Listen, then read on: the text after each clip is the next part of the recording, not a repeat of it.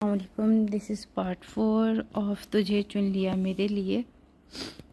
बसाम रुको सुनो। वो तेज़ से यूनी के मैदान में चल रहा था जब पीछे से अलीना उसे आवाज़ें देती आ रही थी। उसने 2 बार इसको अनसुना कर दिया, लेकिन जब वो बार बार आवाज़ देने लगी तो उसे रुकना पड़ा।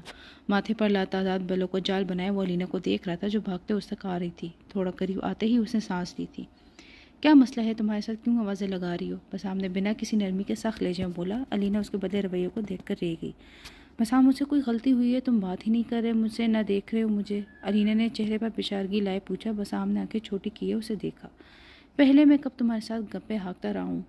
और दूसरी बात, तुम्हें अब कोई भी मसला हो पढ़ाई में तो क्लास में बड़े ब्रिलियंट स्टूडेंट्स हैं, उनसे हेल्प ले सकती हो तुम। ओके, और अब मेरे पीछे नहीं आना, मुझे बहुत काम होता है। वो उसे कहता बैग को झटके से कंधे पर गिराता लंबे लंबे कदम लिए वहाँ से निकल जाता है।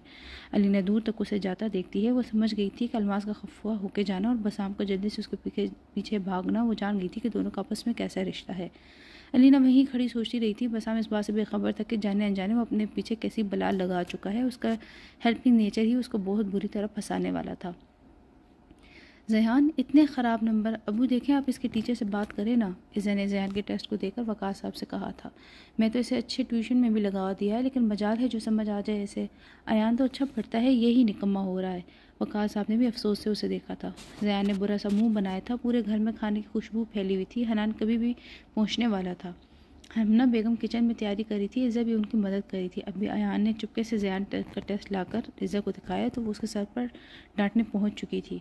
बोलो, क्यों नहीं पढ़ते तुम? इज़ा ने गुस्से में पूछा तो ज़यान रोने वाला हुआ था। तभी बेल बजी थी।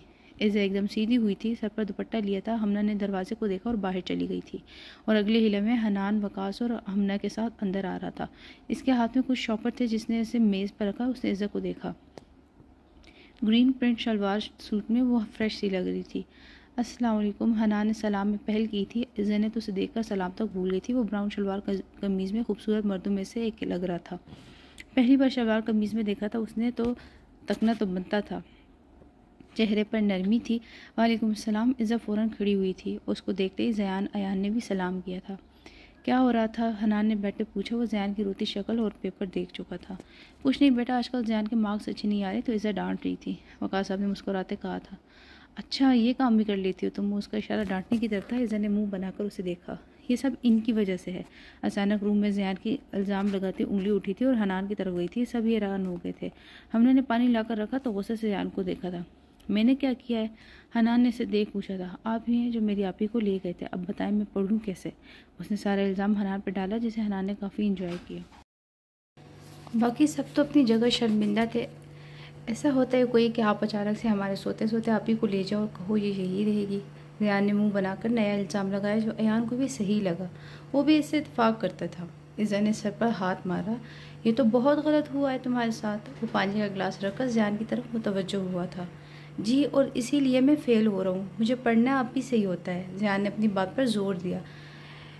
इसका हल फिर क्या निकल सकता है? हनान ने सोचते सोचते उससे पूछा था। आप इन्हें यहीं छोड़ दें। अयान ने एक हल बता दिया था। ऐसा तो नहीं हो सकता, सॉरी। हनान ने फ़ौरन इनकार किया था। ज़यान और अयान दोनों ने नाराज़गी वाले तासुरात से उसे देखा था। अच्छा, एक हल ये निकल सकता है कि तुम दोनों को हर हफ्ते तुम्हारी आपी पढ़ाने आ जाया करेगी, और जब कोई टेस्ट हो तो तुम हमारे घर आ जाना। इज़्ज़त तैयारी करवा देगी। कैसा? बाकी तो तुम लोग बड़े समझदार हो ही। हनान ने आखिर में एक तारीफ़ी फेंका तो दोनों ने एक दूसरे को देखा। वकास और हमना मुस्कुराए जा रहे थे और इज़ा हनान को देख रही थी। ठीक है, हमें मंजूर है, मुकरना नहीं है आपने, ज़यान ने फ़ौरन कहा था। पुलिस वालों, अपनी बात पर कायम रहना जानता हूँ, हनान ने इतरा कर कहा था। अब जाओ भाई के लिए जूस लेकर आओ। वकास साहब ने उन्हें भेजा था तो दोनों किचन में भागे थे। बड़े बच्चे हैं बेटा, बुरा नहीं मानना। वकास साहब ने मुआज़रत की। नहीं अंकल, सब बुरा मानने वाली तो कोई बात नहीं। हनान ने नरमी से कहकर इज़ा को देखा था। वो कंफ्यूज से अपने हाथों को रगड़ रही थी। वकास सब वहीं बैठे हनान से बातें करने लग गए थे। इज़ा बहाना बनाकर उठी थी और किचन में आ गई थी। कुछ वक्त बाद सबने आराम से मिलकर रात का खाना खाया था। हमने ने इसके लिए बहुत सी चीज़ें बना ली थी जिसे वो आराम से खाता रहा। बीच बीच में वो हमने की तारीफ़ भी कर जाता। इज़्ज़त तो इसका ये रंग ढंग देखकर हैरान रह गई थी। वो ऐसे तो कभी अपने घर में भी बात नहीं करता था, हमेशा सड़ा रहता था। यहाँ कितना मीठा बन रहा था। घर जाने का वक्त हुआ तो हनान सबसे मिलकर बाहर चला गया था। इज़्ज़त भी सबसे मिलकर बाहर आई तो उसने इज़्ज़त के लिए कार का दरवाज़ा खोला। वो उसे देखती बैठी फिर कार आगे बढ़ा ली थी। इतनी देर खामोशी छाई रही थी कि अचानक हनान ने बोला था, तुमने कल मेरी मर्जी के बिना कॉल काटी थी। इज़्ज़त जो अपने हाथों को देख रही थी झटके से उसे देखा। वो आप अजीब सी बातें करने लग गए थे। इज़्ज़त को जो समझ आया वो बोल दिया, तुमसे सवाल ही तो पूछा था, इसमें अजीब क्या था। हनान ने अनजानी नज़रों से एक नज़र उसे देखने कहा था। घर में सब कैसे हैं? इज़्ज़त ने फ़ौरन से बात बदली थी। हनान एकदम खुलकर मुस्कुराया था। इज़्ज़त ने उसके मुस्कुराते चेहरे को देखा था। उसके दोनों गाल पे एक गहरी लकीर बनी थी। इज़्ज़त ने 3 दफ़ा पलक झपककर उसकी मुस्कुराहट जैसे तस्वीर खींची थी। यार तुम तेज़ हो रही हो, हनान ने कहा, लेकिन इज़्ज़त ने सुना ही नहीं। हनान ने कुछ वक्त उसके जवाब का इंतज़ार किया, लेकिन जवाब ना आया तो उसने इज़्ज़त को देखा। वो ऐसे ही देख रही थी। हनान को लगा जैसे वो खोई सी है। हनान ने एक हाथ से इज़्ज़त की ठोड़ी को 2 उंगलियों में नरमी से पकड़ा था, जिस पे वो होश में आई थी। कहाँ खो गई? वो एक नज़र सामने भी देख रहा था तो दूसरी नज़र इज़्ज़त पर भी डाल रहा था। आपको पता आप मुस्कुराए अभी? सब कहते हैं आप मुस्कुराते नहीं हैं, तो क्या ये पहली बार आप मेरे साथ? इज़्ज़त ने खुशी से पूछा, जैसे कोई ख़जाना हाथ लग गया हो। हनान सिर्फ उसके साथ मुस्कुराया। वो दोबारा मुस्कुराया। इज़्ज़त ने बेख्तियार उसके दोनों गाल पे हाथ रख दिए थे। ना करे, मेरी ही नज़र लग जाएगी आपको। हनान ने ब्रेक लगाते इज़्ज़त को देखा। कुछ पल ऐसे ही एक दूसरे को देखते गुजरे थे। दोनों एक दूसरे में मुकम्मल गुम हो जाना चाह रहे थे। आंखों के जरिए दिल का राज जान लेना चाह रहे थे। इज़्ज़त ने आहिस्ते से हाथ पीछे करना चाहा कि हनान ने उसका एक हाथ पकड़ लिया। अगर वह यही रुक जाए तो कितना अच्छा हो जाए। हनान ने उसकी हथेली पर लब रखते कहा तो उसके कान लाल हो गए थे। खुद शर्मा रही हो और मुझे पिघला रही हो। वो उसके कान और गाल लाल सुर्ख देकर एक और फिक्रा बोला था। इज़्ज़त से और बर्दाश्त ना हो सका कि उसने हनान के बाजू में खुद को छुपाया था, जिस पर हनान के चेहरे पर दिलकश मुस्कुराहट आई थी। उसके गिर्द एक हिसार से हाथ से हिसार बनाता वो कार स्टार्ट कर चुका था। अब वो तो सर उठाने वाली थी नहीं जितना हनान ने उसे तंग कर दिया था। कुछ वक्त में घर आया और वो ट्रेन की स्पीड से कार से उतरी थी। उसे भागता देखकर हनान एक बार फिर मुस्कुराया। आज वो बार बार मुस्कुरा रहा था। शायद पसंदीदा रंग औरत के संग ऐसे ही मुस्कुराया जाता है, हनान ने दिल में सोचा। वो बाहर हनान से बचती अंदर आई तो सब जैसे उसके ही इंतज़ार में जाग रहे थे। वो फ़ौरन उनके पास पहुंची, सबको सलाम किया। वालेकुम सलाम, आ गई? कैसे है घर में सब? सफ़ीना ने उसका मुस्कुराते वेलकम किया था। अख्तर साहब ने भी मुस्कुराकर जवाब दिया था। इज़्ज़त जाके मारिया के साथ बैठ गई और उसकी गोद में बैठे हारिस को प्यार किया। घर में सब ठीक हैं? इज़्ज़त ने मुस्कुराकर जवाब दिया। सामने गेट पर देखा जहाँ हनान अंदर आ रहा था। वो उन्हें सलाम करता वहीं खड़ा हो गया। चची बसाम कहाँ है? बाइक बाहर नहीं है उसकी, हनान ने पूछा तो वहाँ आपने भी सवालिया नज़र से शगुफ्ता को देखा। बसाम तो उसामा के घर गया, मिलने का कह रहा था, वो बीमार है। शगुफ्ता के बताने पर उसने वक्त देखा तो जो 11 बजा रहे थे। अच्छा ये सब छोड़ो हनान, तुम्हें कल इज़्ज़त को लेकर गांव के निकलना है। तुम्हारी नानू इज़्ज़त से मिलना चाह रही हैं। सफ़ीना की बात पर हनान ने परेशान सूरत लिए उन्हें देखा। मम्मी आप उन्हें यही बुला लें, आपको पता है मैं वहाँ नहीं जाता। बाकी सब तो खामोश है। इज़्ज़त को बुरा लगा उसका मना करना।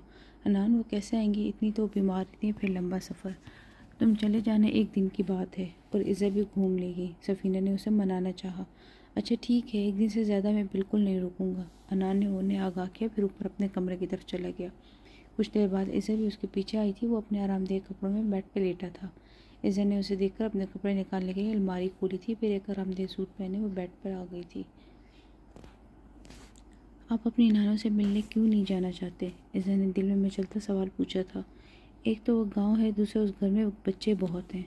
हनान ने मासूफ अंदाज में जवाब दिया। बच्चे तो क्या आपको नहीं पसंद? इज़्ज़त को परेशानी हुई। अगर उसके बच्चे हुई तो हनान क्या करेगा?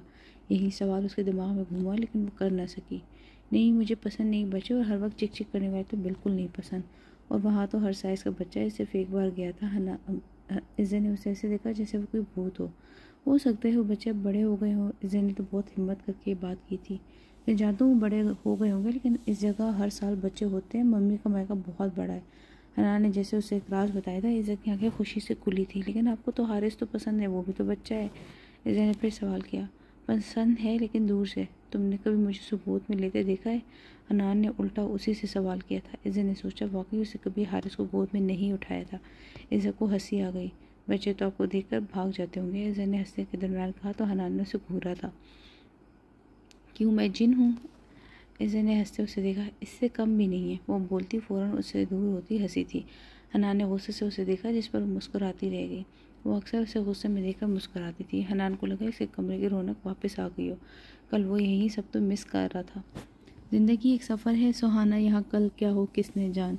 बसाम अपने मूड में रात 12 बजे सुनसान रास्तों पर अपने बाइक चलाता आ रहा था। सब अपनी मस्ती में मगन था।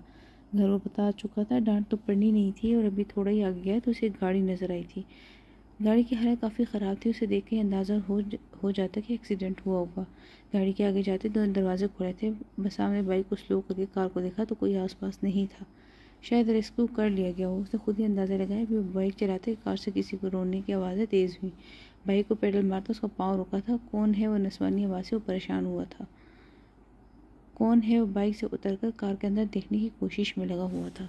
रोने की आवाज़ पर फिर आई थी जिसे कोई फूट फूट कर रो रहा हो। बस सामने इधर उधर देखा, वो एक लड़की की रोने की आवाज़ थी और उसे अजीब भी लग रहा था। वहाँ कोई था भी नहीं, लेकिन हिम्मत करके वो आगे बढ़ा तो उसने पिछली सीट का दरवाज़ा खोला तो अंदर एक लड़की सीट पर लेटी, चेहरा हाथों में छुपाई रोई जा रही थी। उसकी हालत बहुत बुरी थी। जगह जगह से कपड़े फट चुके थे। वो काबिल रहम हालत में थी। हेलो मिस, कौन है? क्या मैं आपकी मदद कर सकूँ? बस सामने गेट पर खड़े पूछा था। लड़की की हालत देखकर वो नज़र चुरा रहा था। अचानक लड़की ने चेहरे से हटाया तो बसाम की नज़र हैरत से फैल गई।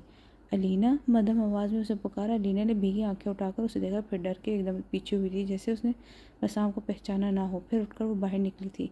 अलीना, रुको! वो भागी। इससे पहले बसाम ने फ़ौरन उसे बाजू से पकड़ा था। वो खुद को छुड़वाने में कोशिश में लग गई थी। छोड़ो मुझे, छोड़ो, बचाओ! रात की सुनसान सड़क पर अलीना का ऐसे चलाना कोई और ही मंजर पेश कर रहा था। अलीना, मैं बसाम हूँ। हुआ क्या तुम्हें? तुम यहाँ कैसे आई हो? उसे जानता था। इंसानियत के नाते उसके दिल में अलीना के लिए रहम जागा था। उसकी हालत से वो बेइंतहा परेशान हो गया था। उसे काबू में नहीं आ रही थी। बसाम ने उसे झंझोड़ा था। अलीना ने रुक कर उसे देखा, बहुत अजीब नज़रों से। बसाम के पास कोई शॉल जैकेट नहीं थी जो उसे उड़ा सकता। हाँ मैं बसाम, मुझे बताओ ये सब किसने किया है? बसाम ने उसे तसल्ली दी थी। वो बेतहाशा रोते चिल्लाने लगी थी। चलाते चलाते वो बसाम के गले लगी थी। बसाम ने उसके गिर्द हिसार बना था, उसका सर थपका रहा था। बसाम, मुझे मार दो, मैं अपने घर वालों को क्या मुंह दिखाऊंगी? बसाम, मार दो मुझे! वो फरियाद करने लगी। बसाम का दिल एकदम उदास हुआ था। उसके अपने साथ लगाए अपने उसे कार में बैठाकर खुद उसके सामने बैठ गया। मुझे सब बताओ, मैं तुम्हारी मदद करूँगा। उसका हाथ अपने हाथ में लेता वो उससे पूछ रहा था। अलीना अभी भी काम पर ही थी। मैं और निम्रा घर जा रहे थे। मैंने निम्रा को उसके घर छोड़कर उसके घर के बाहर से कुछ लोग मुझे फॉलो करने लगे। मैंने सोचा जल्दी घर चली जाऊंगी। रात भी हो चुकी थी, इससे थोड़ा सा डर भी लग रहा था। मैं जैसे ही जगह पर आई तो उनने सुनसान सड़क देखकर मेरी कार के आगे अपनी कार लगा दी। मेरी कार हट गई तो वो रुक गई। वो 4 लोग थे जिनने मेरी इज्जत को 2 कौड़ी का कर दिया। बस हाँ, मेरे बाबा को पता चला तो मुझे जिंदा ज़मीन में गाड़ देंगे। हमारे गांव में लोग गलती मेरी ही समझेंगे। वो अपने बाजू को छुपाती फिर फूट फूट कर रोई थी। मैं सामने हाथ की मुट्ठी बनाई थी, तुम्हें इंसाफ मिलेगा और मेरा भाई पुलिस में है, वो एक केस अब वही संभालेगा। मैं सामने उसे हौसला दिया था। नहीं बसाम नहीं, मेरे घर भाइयों और बाबा को पता चला तो मुझे मार देंगे। अलीना रोते रोते उसके हाथ को पकड़कर मना कर चाहती थी। बस रोना बंद करो, मैं संभाल लूँगा तुम्हारी फैमिली को, और जिसने तुम्हारे साथ ये सब किया है उसे ज़रूर सज़ा मिलेगी। और तुम एक बहादुर लड़की हो अलीना, तुम्हें इस सब के लिए आवाज़ उठानी होगी, वरना ये हर लड़की के साथ होगा। उसके हाथ को वो थपक कर हौसला दे रहा था। अलीना ने रोते सर हाँ में हाँ मिलाया।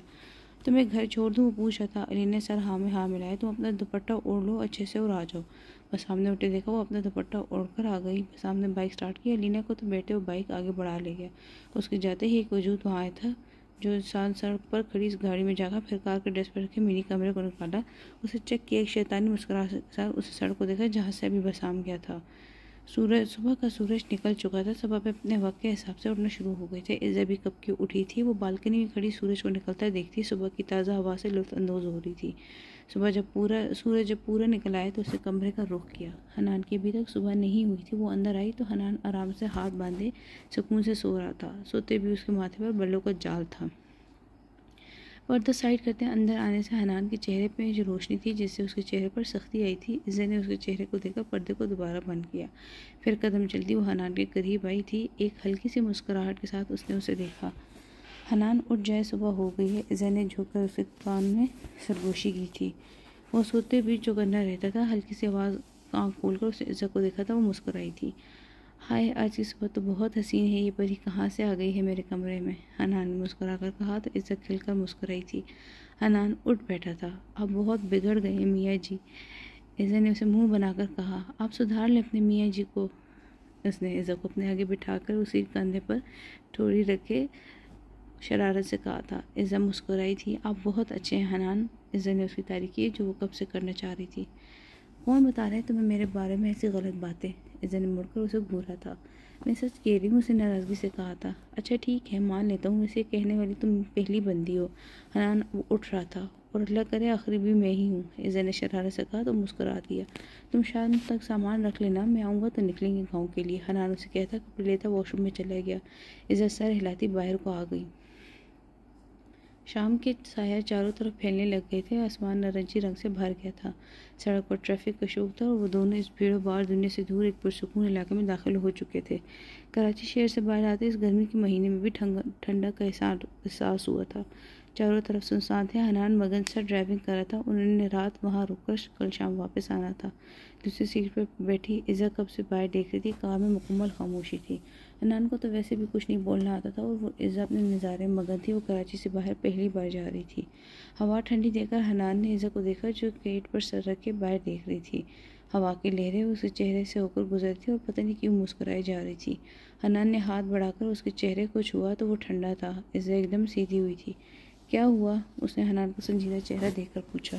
पीछे हो जाओ और इसे बंद करके चेहरा देखो कैसे ठंडा हो रहा है। हनान उसे डांटता शीशा ऊपर कर रहा था। नहीं नहीं, मुझे बाहर देखना है, इज़ा ने फ़ौरन उसके हाथ पर हाथ रख के ज़िद्दी लहजे में कहा। बीमार पड़ जाओगे, हनान ने उसे समझाना चाहा। लेकिन ये नज़ारे तो देख लूँगी, बाद में फिर कब आना होगा पता नहीं। हनान ने उसे अफसोस से छोड़ दिया। वो अब दोबारा ड्राइविंग करने लग गया था और वो दोबारा बाहर देख रही थी। कुछ ही मिनटों में वो गाँव की हदूद में थे। कराची और इस्लामाबाद के दरमियान का कोई गाँव था जहाँ उसकी नानी रहती थी। नानी का ख़ानदान बहुत बड़ा था और हर उम्र और साइज़ के बच्चे इस ख़ानदान में थे। हनान सिर्फ बचपन में गया था, उसके बाद कोई एक दो बार गया होगा। उसे ज़्यादा लोगों से चिढ़ थी। दूसरा, उसकी मामियाँ वैसे ही उससे खार खाती थी। गांव में सरसब बाग से जो अंधेरे की वजह से इज़्ज़ा को नज़र नहीं आए। यहाँ पे गायें, बकरियाँ और मुर्गियाँ भी होंगी ना? इज़्ज़ा ने एक्साइटेड होकर पूछा। हाँ, उनके मेड वर्जियन भी होंगे। इज़्ज़ा ने उसे देखा जो औजार से बैठा था। हर वक्त आप सड़े ही होते हैं, इज़्ज़ा ने मुंह बनाकर कहा था। 6 घंटे से ज़्यादा हो गए ड्राइव करते करते, मैं अब थक चुका हूँ। तो आवाज़ार ही होगा ना, खुद तो आराम से बैठी हो। हनान ने माथे पर बल डाले कहा। वहाँ जाकर आप आराम कर लेना, इज़्ज़ा ने हल बताया। हो ही न जाए वहाँ आराम। हनान बड़बड़ा कर रह गया। कुछ कहा, इज़्ज़ा को उसकी बड़बड़ाहट समझ तक न आई थी। नहीं, हनान ने छेड़ कर कहा और फिर ड्राइव करने लगा। कुछ ही वक्त में घर के सामने था। गांव में वो खूबसूरत सा लाल ईंटों का घर बहुत बड़ा था। दूर दूर तक बाग थे। घर के बाहर पानी का कुआं था और पुराने तर्ज का बहुत खूबसूरत घर था। इज़्ज़ा ने जैसे सोचा था उसके बिल्कुल बरक्स था वो। वहाँ आज के दौर की भी चीज़ें थी। हनान को देखकर सब भागते भागते दौड़ते बाहर आए और वाकई बहुत सारे लोग थे। इज़्ज़ा खुश अखलाकी से सबसे मिली थी। फिर उन्हें अंदर ले जाया गया जहाँ सैन में ही उनकी नानो बैठी थी। अस्सलाम वालेकुम नानो। इन दोनों ने सर झुकाकर सलाम किया तो इन ज़ईफ़ औरत ने मुस्कुराते उनके सर पर हाथ रखा। कितनी अच्छी जोड़ी लग रही है माशाल्लाह से। अल्लाह हर बुरी नज़र से बचा ले। जा बहू मिर्ची ले आकर मैं अपने हनान और हानी की नज़र उतार दूँ। इज़्ज़ा जो मुस्कुराकर उनकी दुआएं सुन रही थी, एकदम उसकी मुस्कुराहट गायब हुई थी। हनान भी एकदम संजीदा हुआ। अभी वो कुछ बोला, साथ ही खड़े उसके मामू ने उन्हें दुरुस्त किया। अम्मा, हानी नहीं, इज़्ज़ा नाम है हनान की दुल्हन का। नानू ने नासमझी से देखा। अच्छा, इज़्ज़ा नाम है, माशाल्लाह। आजा मेरे पास बैठ जा। उन्हें नाम से कोई मसला ही नहीं था। वो फिर इज़्ज़ा को मुस्कुराते अपने पास बैठा चुकी थी। इज़्ज़ा भी बैठ गई थी, लेकिन दिल बुरा मान गया था। हनान भी साथ ही बैठा था तो सब इनकी खातिरदारी में लग गए। रात का वक्त था। बड़ा दस्तरखान लगा। उनके आने की खुशी में खाना बनाया गया था। अब पूरे दिन उनकी मेहमान नवाजी होनी थी। इज़्ज़ा का दिल इतना बुरा हो चुका था कि उससे खाना भी नहीं खाया गया, लेकिन हनान ने अपने पेट भर के खाया था। ले बहू, तो तू इतनी रात को ये घर के आधी आवाम तुम्हारा इंतज़ार करते करते ही सो गई। अब सुबह मिलना है सब बच्चों से। नानी ने उसे साथ लगाया तो इज़्ज़ा मुस्कुरा दी। मैंने भी हनान जी से काफ़ी बातें सुनी इन सब की। इज़्ज़ा ने अपनी तरफ से जवाब बन सका दिया और इतने लोगों में वाकई कंफ्यूज हो रही थी। जा रहे नीमो, बहू इन्हें जगह दे ताकि आराम से सो सकें। देखो वो कब से बेसुकून बैठा है। नानी ने हनान की तरफ इशारा किया। नीमो बहू उठ गई। जा तू भी जा, नानी ने इज़्ज़ा को कहा तो वो भी हनान के पीछे चल पड़ी। इज़्ज़ा को लगा कि उन्हें अकेला रूम मिलेगा, लेकिन उन्हें तो वो छत पर ले आएंगे। हनान ने छत पर आते खुद को नीच किया तो इज़्ज़ा मुंह खोले देख रही थी। छत पर चारपाइयाँ थी। सब मज़े से सो रहे थे। ये ना हमारे घर की जोड़ों की जगह है। हम सारे मियाँ बीवी हम इसी छत पर सोते हैं और बच्चे वो नीचे बरामदे में। निमी ने जगह दिखाई। इज़्ज़ा ने हैरत से उन्हें देखा। फिर हनान के जो चेहरे पर सख्ती से जाए इधर उधर देखा तो उसे भी ये माहौल पसंद नहीं आ रहा था। आ जाओ, ये लो आप दोनों की चारपाई। नीमू ने चारपाई बिछा कर दोनों को मुतवज्जो किया। वो इस पर गद्दे बिछा रही थी। वो आंटी मेरा बिस्तर, इज़ा ने वहाँ और चारपाइयाँ न देख पूछा। ले भला ये है तू, अब क्या अलग अलग सोओगे तुम? निमी के बाप पर इज़ा के साथ हनान ने भी हैरत से उसे देखा था। क्या मतलब है, एक चारपाई पर हम पूरे कैसे आएंगे भला? हनान ने भी हैरत से पूछा। जैसे हम सब बातें हैं वैसे इतनी सूखी सी तो है, और चारपाई डबल है ये। निमी की बात पर इज़ा ने खुद को देखा। निमी बिस्तर बिछाकर चली गई थी। इस घर में सिर्फ 4 कमरे थे, एक नानी और दूसरा कमरा सारी लड़कियों का, 2 कमरे मियाँ बीवी के थे। जिनका दिन होता वो कमरे में सोते। हनान ने बिस्तर को और इज़्ज़त को देखा। वो झटका था। इज़्ज़त तो घबरा रही थी। निमी ने जाते जाते मुड़कर उन्हें देखा। वो अभी तक बिस्तर को देख रहे थे। वो हंसते हुए वापस आई। हाँ हाँ, मुझे नहीं पता कि आप दोनों ऐसे शर्माओगे, वैसे हमारे घर में किसी को ऐसी ऑफर मिलती नहीं, फ़ौरन से कस जाते हैं बिस्तर में। निमी हंसी थी। हनान ने सख्त बेजारी से उसे देखा और इज़्ज़त के कान लाल हो गए थे। मैं मजाक कर रही थी आपके साथ, यहाँ बच्चे सोते हैं घर के, आपके लिए रूम तैयार है, आ जाएं। निमी ने हंस कहा। इज़्ज़त ने सुकून का सांस दिया। अगर आपको मजाक हो गया तो कमरे दिखा दें ताकि हम आराम कर लें। हनान ने बहुत सख्ती से कहा तो निमी चुप हो गई। वो काफ़ी हंसमुख सी इस घर की बहू थी, उम्र में इज़्ज़त से बड़ी थी। आ जाएं। निमी चुप होकर आगे बढ़ गई। इज़्ज़त भी उनके पीछे चल पड़ी। अब वो उन्हें सही वाले कमरे में लेकर आ गई थी। हनान ने उसे सख्त से देखा तो वो फ़ौरन भागी थी। इज़्ज़त को अंदर चलने का कहा। वो खुद भी अंदर आया और अपने पीछे दरवाज़ा बंद कर चुका था। शुक्र है, मैं तो शर्म से मर जाती अगर हमें ऐसे रात गुजारनी पड़ती। इज़्ज़त ने गहरी सांस लेकर हनान को बताया। अब वो जिस रूम में था काफ़ी साफ़ सुथरा था। एक छोटी सी खिड़की थी और सामने बेड था। हनान अपने शूज़ उतारता। रूम में कोई वॉशरूम नहीं था। इज़्ज़त आराम से बेड पर बैठ चुकी थी। वैसे यहाँ कितनी अच्छी खुशबू है ना, इज़्ज़त ने कमरे में मौजूद खुशबू को महसूस करके कहा था। इस रूम के बाहर मोतिया का दरख्त है जिस वजह से खुशबू फैली है। हनान ने बेड पर लेटे बताया। इज़्ज़त ने दोबारा इस खुशबू को महसूस किया। वाकई ये तो मोतिया की खुशबू है, क्या मैं देखूं? ऐसे कहते रात वो अभी आगे कुछ बोलती। हनान ने उसे मुंह पर हाथ रखे उसे तकिए पर गिराया। खामोशी से सो जाओ, जो भी करना है सुबह करना। पता नहीं क्या खाती हो, हर वक्त चार्ज रहती हो। हनान उसे देख बेचारगी से रहा था। वो सुबह से इधर उधर करता अब थक गया था। इज़्ज़त ने आंखें घुमाई थी। हनान का हाथ अपने होठों से हटाकर दूसरी तरफ सीधी लेट गई थी।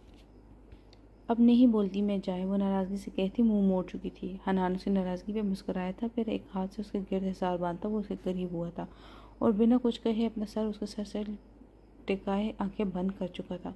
कुछ ही वक्त में उसकी मदम सांसों को अपने कंधे पर महसूस करके इज़्ज़त ने चेहरा घुमा के देखा तो वो सो चुका था। इज़्ज़त के चेहरे पर मुस्कुराहट सजी थी, लेकिन अचानक उसकी मुस्कुराहट सिमटी थी। हानि का ख्याल भी उसे परेशान करने लगा था। वो नहीं जानती थी कि क्यों, लेकिन हानि का जिक्र उसे तंग कर रहा था। एक डर दिल में बैठ गया था, जिसे वो आई तो उसका हनान उस तक चुरा लेगी, जबकि वो जानती थी कि हानि शादी करके खुश है, लेकिन फिर भी वो डर उसके दिल में बैठ गया था। अब वो सिर्फ उसका शोहर नहीं, मनपसंद शोहर था। वो कितनी ही देर हानि का सोचती रही, फिर सोने के लिए आंखें बंद कर चुकी थी। तुम मुझसे नाराज़ हो क्या? अलमास कमरे से बाहर निकली तो बसाम को देखकर जो बिना उसे देखे नीचे जाने लगा था और अलमास फ़ौरन उसके पास पहुंची थी। बसाम ने नज़र उठाकर उसे देखा और उसकी आंखें सूख थी। वो रात भर ना सूख सका था। नहीं तो क्यों, क्या हुआ है? बसाम ने फिर बैग को कंधे पर डालते उसके साथ कदम नीचे करके बढ़ाए थे। अलमास ने उसे देखा। उसे ठीक नहीं लगा था। बचपन से साथ है बसाम, मैं तुम्हारी शक्ल से बता सकती हूँ कि तुम क्या फील कर रहे हो। तुम रात भर सो नहीं हो ना? बसाम ने नज़रें चराई थी। वो सेलिना का बता नहीं सकता था। पहला रिएक्शन वो देख चुका था। वो उसकी नाराज़गी अफोर्ड नहीं कर सकता था। बताओ क्या हुआ है? तुम रात भी बिना कुछ बात किए सो गए थे। ना तुमने उसामा की तबीयत का बताया ना कुछ। अलमास ने उसे फिर कुरीदा था। हनान के घर ना होने की वजह से वो सीढ़ियों में खड़े आराम से एक दूसरे से बात कर रहे थे। कुछ नहीं यार, पढ़ाई की वजह से आजकल टफ हो गई है। बसाम नज़र चढ़ाता वो 2 सीढ़ियाँ नीचे उतरा था। बसाम रुको, अलमास ने फिर उसे पुकारा था। बसाम रुक कर उसे देखने लगा। अलमास चलती उसके पास आई थी। मैं चलती हूँ, तुम वो बात बताओ जिसे बताने में तुम हिचकिचा रहे हो। बाद में मुझे पता चली तो अच्छा नहीं होगा। अलमास ने फिर उसे धमकाया था। अरे कुछ है ही नहीं, फिर क्या बताऊँ? एवे एक बात के पीछे न पड़ जाया करो। बसाम ने उकताहट भरे लहजे में कहता नीचे उतरा था और अलमास उसे देख कर रह गई। इतनी सख्ती से आज तक उसने बात नहीं की थी। बसाम ने नशे के टेबल पर बैठे सोचा था। कल रात का मंजर उसकी आंखों के सामने लहराया। बसाम, यही मेरा घर है। अलीना ने बाइक रुकवाई थी। वो काफ़ी नॉर्मल थी, ना रो रही थी ना कुछ उदासी। चेहरे अलग ही खुशी थी। इस पर बसाम उसे देखकर ठटका था। जिसकी इज्जत लूट चुकी हो वो लड़की इस तरह नॉर्मल तो नहीं होती, लेकिन बसाम ने जानना नहीं चाहा।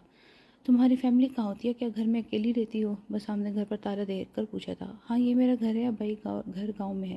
ये तो बाबा ने मुझे लेके दिया है, यूनी यहाँ है इसलिए। बसाम ने समझ कर सर हिलाया। फिर अचानक अलीना उसका हाथ थाम चुकी थी। शुक्रिया बसाम, तुमने मेरी मदद की। बसाम ने उसके हाथों को थपका था। अभी तो मदद करनी है तुम्हारे मुजरिमों को सज़ा देकर। बसाम को अपने ही अल्फाज कुछ अजीब से लगे थे, क्योंकि सामने तो वो रिलैक्स है जैसे कुछ हुआ ही ना हो। बसाम, मैं काफ़ी वक्त से तुमसे कुछ कहना चाहती हूँ। बसाम ने उसे देखा, उसकी नज़रें मोहब्बत लौटाती थी। बसाम, मैं तुमसे बहुत मोहब्बत करती हूँ, क्या तुम शादी करोगे मुझसे? बसाम ने एक झटके से अपना हाथ छुड़वाया था। अलीना, सॉरी, ये मत समझना कि तुम्हारे साथ एक हादसा हुआ इसी वजह से मैं इनकार करूँ। मैं पहले ही किसी से मोहब्बत करता हूँ, शादी भी उसी से करूँगा, लेकिन तुम्हें इंसाफ ज़रूर दिलाऊंगा, ये मेरा वादा है। अलीना के तेवर बदले थे। लेकिन मुझे इंसाफ नहीं, तुम चाहिए हो बसाम। बसाम ने ठटक कर उसे देखा। वो ज़िद्दी से लहजे में बोल रही थी। तुम होश में तो नहीं हो? मैं चलता हूँ। बसाम ने बाइक चलाने के लिए सीधी की तो उसके मोबाइल पर मैसेज आया था, जिसे बसाम ने इग्नोर किया। उसे लगा अलमास का होगा मैसेज। चेक कर लो, हो सकता तुम्हारे पास उससे ज़मीन निकल जाए। अलीना की बात और लहजे पर बसाम ने रुककर मोबाइल निकाला तो वाकई उसकी दुनिया घूम गई थी। वो उसकी और अलीना की तस्वीरें थी, जिसमें साफ लग रहा था कि बसाम ज़बरदस्ती कर रहा है अलीना के साथ। वो खुद को छुड़वाने की कोशिश कर रही है। तुम? वो गुस्से से सुर्ख होता गया। आग बरसी नज़र से उसने अलीना को देखा था। क्या तुम अब भी मुझसे शादी नहीं करोगे? अलीना ने जैसे उसका मजाक उड़ाया था। मुझे अंदाज़ा नहीं था कि तुम इतनी गिरी हुई हो। बस सामने उसे झटका दिया तो वो दूर हुई थी। दिल उस चाहा कि उस लड़की को ज़मीन में गाड़ दे। ये तस्वीर अगर तुम्हारे घर और तुम्हारी उस कज़न को चली जाए तो वो तो तुम्हें वैसे ही छोड़ जाएगी, फिर तुम मेरे पास आ जाना। अलीना ने मुस्कुराते कहा था और बसाम के अंदर गुस्से की एक लहर गुजरी थी। उसने खूंखार नज़र से उसे देखा और बाइक आगे बढ़ा ली थी। इसका को वाकई गुस्से से खोल रहा था। वो उसे एक अच्छी लड़की समझता रहता और वो क्या निकली। बसाम को रह रहकर खुद पर गुस्सा आ रहा था। वैसे ही वो हनान की नज़र में मशकूक है, इसके बाद तो वाकई अलमास को उससे दूर कर देगा। उसका दिमाग सोच सोच कर फट रहा था। वो घर आया तब भी वो यही सोचता, इन तस्वीरों को बार बार देख रहा, कैसे वो खुद को बेगुनाह साबित करेगा। अलमास ने अचानक उसके हाथ पर अपना हाथ रखा तो वो होश में आया था। चची कब से नाश्ता रख के गई हैं? इसने इसकी तवज्जो नाश्ते की तरफ करवाई तो एकदम झुका था नाश्ते करने के लिए। अलमास उलझी थी। 2-3 नवाले लिए वो खड़ा हो गया। आज जो वो उसे कहता बाहर निकला था। अलमास भी उसके पीछे गई। बसाम, तुम मुझे परेशान कर रहे हो, बताओ ना क्या हुआ है? कार स्टार्ट करते हुए उससे पहले अलमास ने उसका रुख अपनी तरफ परेशानी से करते पूछा था। बसाम कितनी ही देर उसके चेहरे को देखता रहा। वापसी पर मुझसे निकाह करोगी? बसाम की बात पर अलमास की आंखें फैली थी। क्या हुआ, होश में हो ना? अलमास ने सख्ती से कहा था। मैंने ख्वाब देखा है तुम्हें खो देने का और उसने मुझे डरा दिया है। उसने रात की हकीकत को ख्वाब से मिला दिया। बसाम, ख्वाब सच्चे नहीं होते, परेशान ना हो। उसके चेहरे को नरमी से पकड़ती वो समझा रही थी। काश, लेकिन ये सच हो जाएगा। हम निकाह कर लेते हैं ना, निकाह ताकि कोई हमें अलग ना कर सके। बसाम ने उसके हाथों को सख्ती से पकड़ा था, इल्तिजा की थी। बसाम ने इसे चुप करने कहा, तुम्हें पता है मैं ये नहीं कर सकती। बसाम की पकड़ हल्की हुई थी। ठीक है, मैं अजी मम्मी से बात करूँगा। बसाम ने संजीदगी से कहते कार को आगे बढ़ा लिया था। अलमास उसके चेहरे को देख कर रह गई थी। सुबह सवेरे ही इज़्ज़ा उठ चुकी थी। अपने वक्त पर अभी तक हनान सो रहा था। इज़्ज़ा ने उसे देखा और बुरा सा मुंह बनाया था। एक तो इनकी नींद ही पूरी नहीं होती। इज़्ज़ा ने मुंह बनाकर सोचा था वो जल्दी उठने वाली और हनान आराम से वक्त लेकर उठता था। उसे सफ़ीना की बात पर अमल भी करना था। सफ़ीना ने उसे समझा के भेजा था कि गांव में जल्दी उठकर नीचे सबसे मिलना था उसे। अब वो सब ज़्यादा सोए पड़े थे। वो ग्रे कलर के कामदार सूट में दुपट्टा लेकर हल्के से मेकअप में वो मुकम्मल तैयार खड़ी थी। हनान उठे, उसके बाजू को हिलाती वो हनान को उठाने की कोशिश में थी। क्या हुआ? हनान आंखें मसलता उठा था। ये हम आपके नानों के घर हैं, इज़्ज़ा ने बेचारगी से उसे बताया था। अच्छा, वाकई मुझे लगा अभी हम पहुँचे ही नहीं हैं। हनान ने उसकी आंखें मसलते उसकी बात का मजाक उड़ाया था। हनान, हमें नीचे चलना है, मम्मी ने कहा था जल्दी उठकर हम दोनों को नीचे जाना है। इज़्ज़ा ने उसे सारी बात बताई थी। हनान, हमें नीचे चलना है, मम्मी ने कहा था कि जल्दी उठकर हम दोनों को नीचे जाना है। इज़्ज़ा ने उसे सारी बात बताई थी। अच्छा, तुम मम्मी की अच्छी बहू बाद में बन जाना, पहले मुझे सोने दो। एक छुट्टी मिली, उसमें भी जल्दी उठ जाऊँ। हनान ने उसकी पूरी बात सुनकर दोबारा लेट चुका था। अभी आंखें उसने बंद की थी कि इज़्ज़ा की चुटकी काटने पर एकदम वो चीख मारता उठा था। जल्दी उठें, फ्रेश हो जाएं और नीचे आएँ। हनान ने बाजू से लाते उसी से उसे देखा, जिस पर इज़्ज़ा ने उसे घूरा था, लेकिन हनान के माथे पर लातादार बल देकर वो सीधी हुई थी। प्लीज़ उठ जाए ना, इज़्ज़ा ने बाकायदा उसके सामने हाथ जोड़ दिए थे। हनान ने अपनी मुस्कुराहट दबाई। वो जितना लोगों की परवाह नहीं करता था, इज़्ज़ा इतने ही लोगों की परवाह करती थी। उसे उठते देखकर वो नीचे जाने के लिए बड़ी थी। आप आए, मैं नीचे जा रही हूँ और जल्दी आना। इज़्ज़ा ने जाते जाते रुक कर उसे कहा। उसने इज़्ज़ा के गाल पर चुटकी काटी थी। एक बार बताओ यार, तुम तैयार कहाँ हुई थी? वहाँ यहाँ तो वॉशरूम ही नहीं है रूम में। हनान अपने ध्यान में कपड़े लेता वॉशरूम में जा रहा था कि उसे याद आया, वो मैं जब उठी तो एक छोटी लड़की बाहर से गुजरी थी कि रूम में फ़्रेश होकर आई थी। तो कपड़े मैंने वहाँ बदल लिए। इज़ा ने शर्मिंदगी से अलमारी का पर्द देखा, जो जिसे खोले उस तो बंदे का मुंह छुप जाता है। हनान ने हैरत से उसे देखा। वो शर्मिंदा होते बाहर भागी थी। हनान ने पीछे अपनी मुस्कुराहट दबाई थी। वो लड़की बार बार अपनी हरकतों से उसको मुस्कुराने पर मजबूर कर देती थी। बसाम यूँ ही पहुंचा ही था कि अलीना सामने ही खड़ी नजर आ गई। उसके चेहरे पर शैतानी मुस्कुराहट थी। बसाम उसे इग्नोर करता आगे बढ़ गया। अलीना भी उसके पीछे आ गई थी। फिर क्या सोचा है आपने बसाम जी? बसाम ने घूरी से उससे देखा। तुम्हें जो करना है कर सकती हो, लेकिन तुम जैसी घटिया लड़की को मैं कभी अपनी बीवी होने का दर्जा तो बिल्कुल नहीं दूंगा। बसाम ने उसे देखा। शरीक गुस्से में कहा था। कुछ देर रात जगने की वजह से उसकी आंखें सूख थी और कुछ गुस्से से। अलीना ने उसे गुस्से से देखा। वो अब भी अपनी जिद पर कायम था। तुम अलीना शाह को मना करे हो, जानते भी हो कौन हूँ मैं। सिर्फ एक इशारे पर तुम मेरे कदमों में आ सकते हो। अलीना की अना को ठेस पहुंची थी उसके बार बार इनकार से। ओह अच्छा, तो कर लो इशारा जिसे करना है, लेकिन बसाम खान इतना भी गया गुजरा नहीं है। बसाम ने उसे जवाब दिया और लंबे कदम उठाकर वहाँ से निकल गया। अलीना की नज़रों ने दूर तक उसका पीछा किया था। अब तुम देखो बसाम, मैं करती गया हूँ, तुमने मुझे हल्के में लिया है। सामने जाते बसाम को देखकर उसने दिल में सोचा और ख़ुद बाहर की तरफ निकल गई। अस्सलाम वालेकुम मामी, इज़ा ने किचन में कदम रखते ही कहा था। वहाँ इस वक्त उसकी 3 मामियाँ खड़ी थीं, जिन्होंने उसे देखते सलाम दिया था। दोनों तो उसे ऊपर से नीचे देखते ही टोल ली थी। अरे तुम क्यों आ गई हो यहाँ? बाहर नानी के साथ बैठो, हम नाश्ता बना कर लाते हैं। छोटी मामी ने इज़ा को खुश अखलाकी से कहा। वो नानी कुरान पाक पढ़ रही हैं, इसलिए मैं यहाँ आ गई। कुछ हेल्प कर दूँ आपकी? इज़ा ने मुस्कुराकर पूछा था। अरे नहीं, तुम मेहमान हो, एंजॉय करो बस। दरमियानी मामी ने उसे देखकर कहा तो शेल्फ से लगकर खड़ी हो गई। उसे समझ ना आया कि क्या करे। एक बात बताओ, कैसी गुजर रही है हनान के साथ तुम्हारी? बड़ी मामी ने उसे ऊपर से नीचे तक कहा। इज़ा के लिए सवाल अजीब था और उनका लहजा काफ़ी तंजिया था। अच्छी, उसने एक लफ्ज़ी जवाब दिया। हनान इज़ा को ढूंढते किचन की तरफ आ रहा था। मामी की बात पर एकदम रुका था। मामी ने हनान को आता देख लिया था और हनान ने भी अपनी मामी की चालाकी देखी थी। वो ऐसे ही उनसे बेजार ना था। गुस्सा करता होगा तुझ पे, बड़ा वैसे बड़ा कोई सख्त मिजाज इंसान है वो। पता नहीं इतने दिन कैसे रह लिए तूने। मामी की बात पर इज़्ज़ा ने उन्हें देखा, फिर बाकी मामियों को। उनका लहजा बहुत चुपता सा था। इज़्ज़ा को हनान के लिए ऐसे अल्फाज बिल्कुल नहीं पसंद आए थे। ऐसी बात नहीं है मामी, हर इंसान की नेचर अलग होती है, गुस्सा उनकी नेचर का हिस्सा है और मुझे तो नहीं लगता वो कोई बेफजूल गुस्सा करते होंगे। और जितने दिन मैं उनके साथ रही हूँ, मैंने तो जाना है कि वो अच्छे इंसान हैं, परवाह करते हैं, ख्याल रखते हैं। लेकिन ये वाली साइड शायद बहुत कम लोगों ने उनकी देखी है। बाकी सब ने उनके गुस्से वाली साइड ही देखी है, जैसे आप लोगों ने। मामी ने नहुसत से सर झटका था। इसी बात पर हनान ने मोहब्बत से इज़्ज़ा को देखा, जो मामी का मुंह बंद करवा चुकी थी। वो तो बैठी ही टू लेने के लिए थी। इज़्ज़ा, हनान उसे पुकारता अंदर आया था। इज़्ज़ा ने मुड़कर उसे देखा। आ जाओ, मेरी शर्ट तो प्रेस कर दो। इज़्ज़ा फ़ौरन से सर हिलाती उसके साथ हुई थी। हनान ने जताती नज़र से अपनी मामी को देखा था, जो हमेशा कहती थी कि हनान की बीवी कभी नहीं टिकेगी। जैसी उसकी नेचर है, वो नज़र से बता रहा था कि देखो ये है वो लड़की। इज़्ज़ा रूम में आई, पीछे हनान भी आया। कौन सी करनी है बताएं? इज़्ज़ा ने उसे कपड़ों के बैग में देकर पूछा। कोई नहीं। हनान उसे कमर से पकड़ता उसे करीब किया था। इज़्ज़ा ने डर कर उसे देखा। हनान ने उसके डर से बड़ी हुई आंखें देखकर उसके दुपट्टे को सही किया था।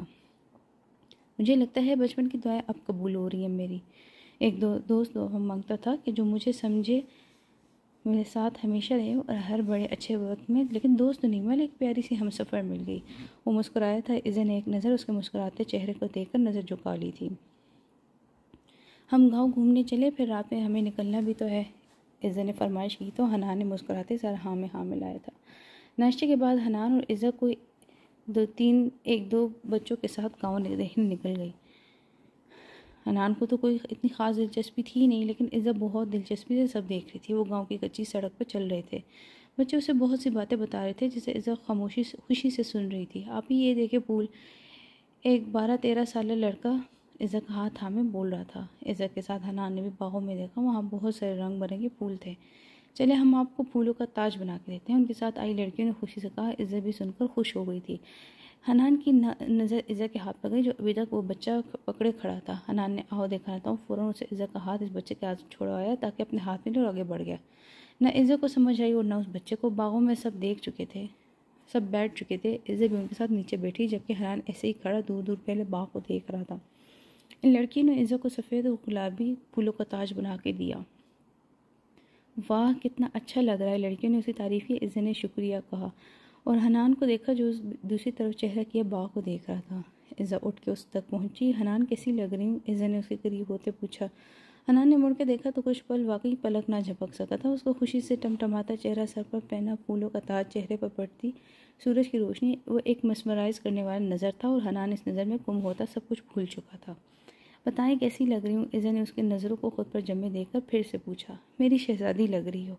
वो अभी तक उसे निहार रहा था। इज़ा ने बड़ी सी मुस्कुराहट के साथ उसे देखा।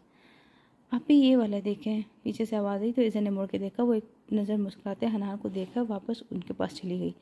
हनान ने उसे देखा और जेब से मोबाइल निकाला और दूर से कुछ तस्वीरों को मोबाइल में कैद कर लिया। किसी ने उसे गजरे बना कर दिया, किसी ने ताज, जिसे वो पहन पहन कर खुश होती रही। और हनान हर मंजर को अपने दिल के साथ मोबाइल में भी कैद करता गया।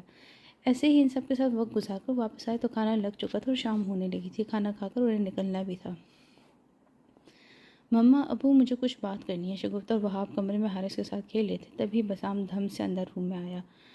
हौसले लड़के ऐसे भी क्या हो गए कि भाग के चले आ रहे हो? वहाब ने उसकी बेचैनी को नोट करते बोला तो मुंह बनाता शगुफ्ता के साथ लगकर बैठ गया।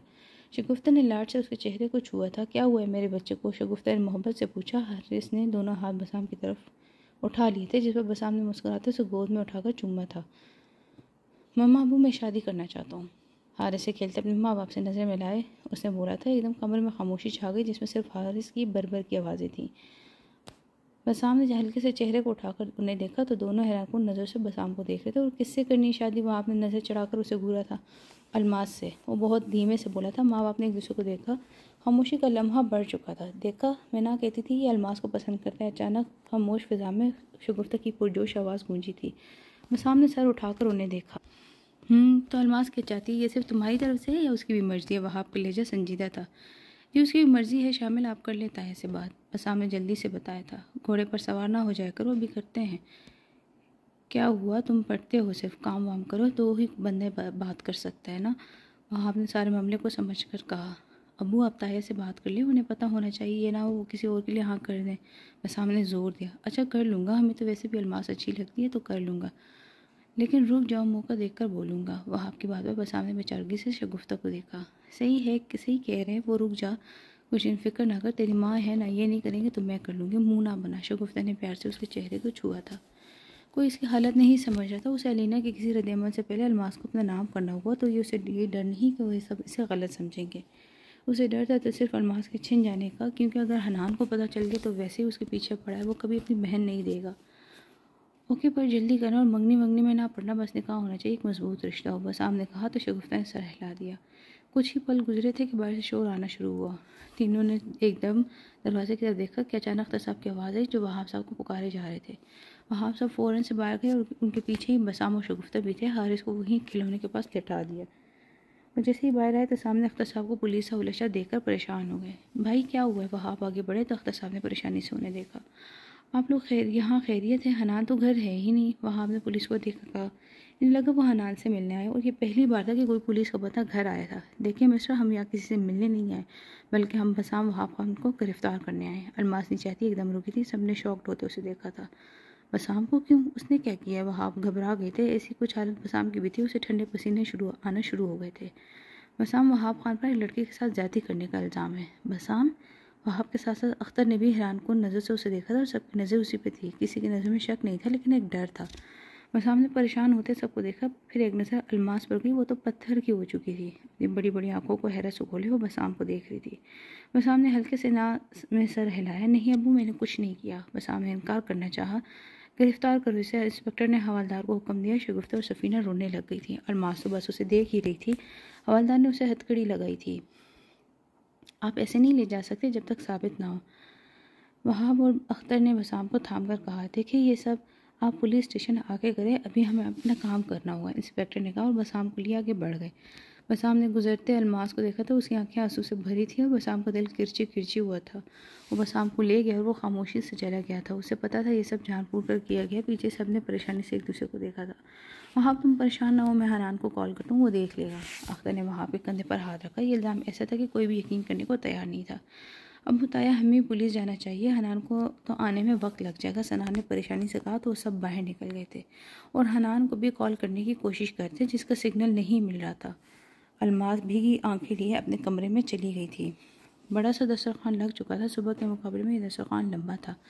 घर का हर फर्द मौजूद था। इज़्ज़त भी हनान के बराबर बैठ चुकी थी। इतने लोगों को देखकर वो जितना हैरान थी वो कम था। उसकी मामी, मामू, नानी, खाला सब ने उसे बहुत सारे गिफ्ट दिए थे। वो खाना खाकर बस निकलने वाले थे। सब में बैठे उसने एक नज़र हनान को देखा जो खाना निकाल रहा था। सामने दस्तरखान की तरफ दूसरी तरफ वही मामी बैठी थी। कुछ लड़कियां खाना लाकर खा रही थी। सब अपनी अपनी प्लेट में खाना खा निकाल चुके थे। इज़्ज़त ने सबसे पहले खाने को देखा। वो उसे क्या खाना चाहिए, वो हर तरह के खाने में जो उसे सबसे ज़्यादा पसंद थे वो कबाब थे, लेकिन वो थोड़े दूर थे मामी के पास। उसे शर्म आने लगी। वो कैसे ले, ऊपर से कोई पूछ भी नहीं रहा था। सब अपने अपने खाने में लग चुके थे। इज़्ज़त ने हनान को दोबारा देखा। वो बिरयानी अपनी प्लेट में निकाल चुका था। इज़्ज़त ने हनान के बाजू से कपड़े को खींचा। हिस्से से हनान ने निवाला खाते हुए आंखों के इशारे से क्या हुआ पूछा। इज़्ज़त उसके कान के पास हुई। वो कबाब मेरी प्लेट में डाल दें। इज़्ज़त की बात पर उसने इज़्ज़त की प्लेट को देखा, फिर कबाब की ट्रे को। खुद भी ले सकती थी, हनान ने उसे कहा और आगे बढ़कर कबाब की प्लेट उड़ाने लगा, लेकिन इज़्ज़त की अगली बात में मुस्कुरा दिया। आप ऐसे देना जैसे ज़बरदस्ती डाल रहे हो, और 4-5 डालना है, इज़्ज़त ने बेचारगी से कहा। और हनान नीचे चेहरा किया मुस्कुराते कबाब की ट्रे ले चुका था। फिर सबके सामने उसकी प्लेट में 4 कबाब डाले। सब बच्चों ने दबी दबी मुस्कुराहट के साथ उन्हें देखा। अरे बहू को दो ना और चीज़ें। नानी को आखिर ख्याल आ ही गया दावत किसकी थी। बस या और 4 कबाब इज़्ज़त की प्लेट में डालकर उसे मुस्कुराते इज़्ज़त को देखकर ऐसे से पूछा, एक और। इज़्ज़त ने बहुत ऐसे से कहा। हनान ने एक और डालकर ट्रे वापस रख दी। फिर सीधे होते इज़्ज़त की गाल को मोहब्बत से खींचा था। वो क्यूट लगी जिस पर उसे नासमझी से उसे देखा, लेकिन हनान अपने खाने में लग गया था। खाना खा लेने के बाद हनान जब लाउंज में आया तो उसका मोबाइल एकदम रिंग हुआ था। मोबाइल निकालने के बाद देखा तो सनान की कॉल थी। हेलो, हाँ सनान बोलो। मोबाइल को कान से लगाए बाहर की तरफ आया ताकि सिग्नल मिल सके। कहाँ हो यार, तुम कब से कॉल करें, बल्कि उसे छोड़ो, जल्दी से वापस आओ। बसाम को हैरेसमेंट के केस में पुलिस पकड़ कर ले गई है। जल्दी आओ, हम पुलिस स्टेशन में पहुंच गए हैं। सनान की बात पर वो एकदम संजीदा हुआ था। बसाम को कौन से पुलिस स्टेशन है, मैं आ रहा हूँ। मेरी बात करवाओ वहाँ के ऑफिसर से, मैं पहुँच कर करवाता हूँ, सनान ने बोला था और वो भी जल्दी में था।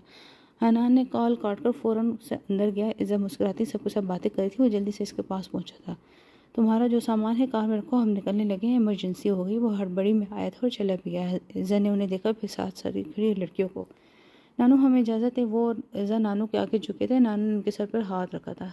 इतनी जल्दी जा रहे हो, नानू ने दोनों के सर पर हाथ रखे बोला था। बस कुछ इमरजेंसी हो गई इस वजह से, हनान ने कहा और सबसे सलाम करता इज़्ज़त को लेकर निकल चुका था। हुआ क्या है हनान? हनान को स्पीड से कार चलाता देखकर इज़्ज़त डर चुकी है। बसाम को पुलिस ले गई है, हनान ने कार की स्पीड को बरकरार रखते ही जवाब दिया था। इज़्ज़त हैरान होते उसे देख रही थी। क्या, क्यों? इज़्ज़त भी एकदम घबरा गई। तभी कार में मोबाइल की रिंग आवाज़ गूंजी थी। हनान ने फ़ौरन से कॉल उठाई थी। हाँ बोलो। सनान की कॉल देखकर वो फ़ौरन से बोला था। उसकी आवाज़ गुस्से में और गरजदार हो गई थी। इज़्ज़त ने उसके परेशान चेहरे को देखा। बसाम को सुनकर परेशान हो चुकी थी। दो इंस्पेक्टर को फ़ोन, हनान कहने लगा था कि जवाब में हनान ने बोला था। मोबाइल कान कंधे और कान के दरमियान रखा और सारा फोकस ड्राइव पर रखा था। अगले ही पल उसे गरजदार आवाज़ कार में गूंजी थी। एएसपी हनान अख्तर बात कर रहा हूँ। अगर मेरे आने तक मेरे भाई को किसी ने उंगली भी लगाई तो सब अपनी खैर मना लेना। वो शदीद गुस्से में था। इज़्ज़त ने धूप निकल कर उसे देखा था। सामने वाला हनान के एक जुमले पे ही खामोश हो गया था। फिर ओके सर कहकर फ़ोन रख दिया था। इज़्ज़त ने डरते डरते हनान के हाथ पर अपना हाथ रखकर उसे गुस्से को कंट्रोल करना चाहा था। हनान ने एक नज़र उसे देखा जो परेशानी से उसे ही देख रही थी। हनान ने उसी हाथ को थामकर अपने पहलू में रख लिया था। ज़्यादती किसी लड़की के साथ? बसाम ऐसा कर ही नहीं सकता, और वे ऐसा कैसे कर सकते हैं? कमरे में सारी लाइट बंद किया, सिर्फ एक लैंप की रोशनी में अलमास बैठी बोले रही थी। चेहरा आंसू से तर हो चुका था। वो कब से कमरे में बंद थी। बाहर सब बसाम के लिए परेशान थे। मेरा बसाम ऐसा तो नहीं है। अल्लाह जी बसाम की हिफाजत करना। आप जानते हो ना वो कितना अच्छा है। वो कभी भी किसी के साथ ऐसे नहीं कर सकता। उस पर ऐसा इल्ज़ाम लगाने वाले का बेड़ा गर्क कर दिया। आंसू को साफ करती वो आसमान को देखकर बोले जा रही थी। बसाम गुमसुम सा वहाँ बैठा था। अख्तर वहाब और सनान भी वहीं उसके पास बैठे थे। हनान की कॉल की वजह से किसी ने बसाम को जेल में नहीं डाला था। सामने से शलवार कमीज और सारा दुपट्टा लिया अलीना अपने साथ एक बकवाकार आदमी जिसने शलवार कमीज पर काली शॉल लटकाई थी। चेहरे पर गुस्सा कायम था। अलीना के साथ चलता अंदर आया। अली ने बसाम को देखकर अपने कदम रोके थे। उस आदमी ने भी कदम रोके थे। बाबा ये है वो लड़का जिसने चेहरे पर मजलूमी समझाया। उसे बसाम की तरफ इशारा करते रोई थी। उसके बाप ने बिना कुछ देखे एकदम बसाम की तरफ जाते उसका गिरबान पकड़ लिया था। बाकी सब हड़बड़ा गए थे। छोड़ें, कौन है आप? सनान ने आगे बढ़कर बसाम को कॉलर छुड़वाना चाहा। मेरी बेटी पर नज़र डाली, तेरी आंखें नोच दूंगा मैं। वो काफ़ी गुस्से में बसाम का गला दबाने की कोशिश में था कि बसाम खांसना शुरू हो गया था। सनान और बाकी सब उनको पीछे कर रहे थे कि अचानक आंधी तूफान बना। हनान भी अंदर आया। क्या हो रहा है यहाँ? वो इन सबको अलीना के बाप को पकड़े गुस्से में देकर पूछा था। कुछ हवलदार ने हनान को सलूट किया था। इज़्ज़त भी उसके पीछे ही आई थी और वो आते ही वो अख्तर साहब के पास खड़ी हो गई थी। ये बाहर क्यों है? ये बंद अभी तक जेल में क्यों नहीं किया गया? खुद को छुड़वाते साहब शाह साहब ने कहा था। हनान के माथे पर बल आए थे। हम अपनी जेल में किसी बेगुनाह को नहीं डालते। हनान चलता बसाम के सामने आया था। बसाम ने नज़र उठाकर उसे देखा। गुनाह पूछ रहे हो?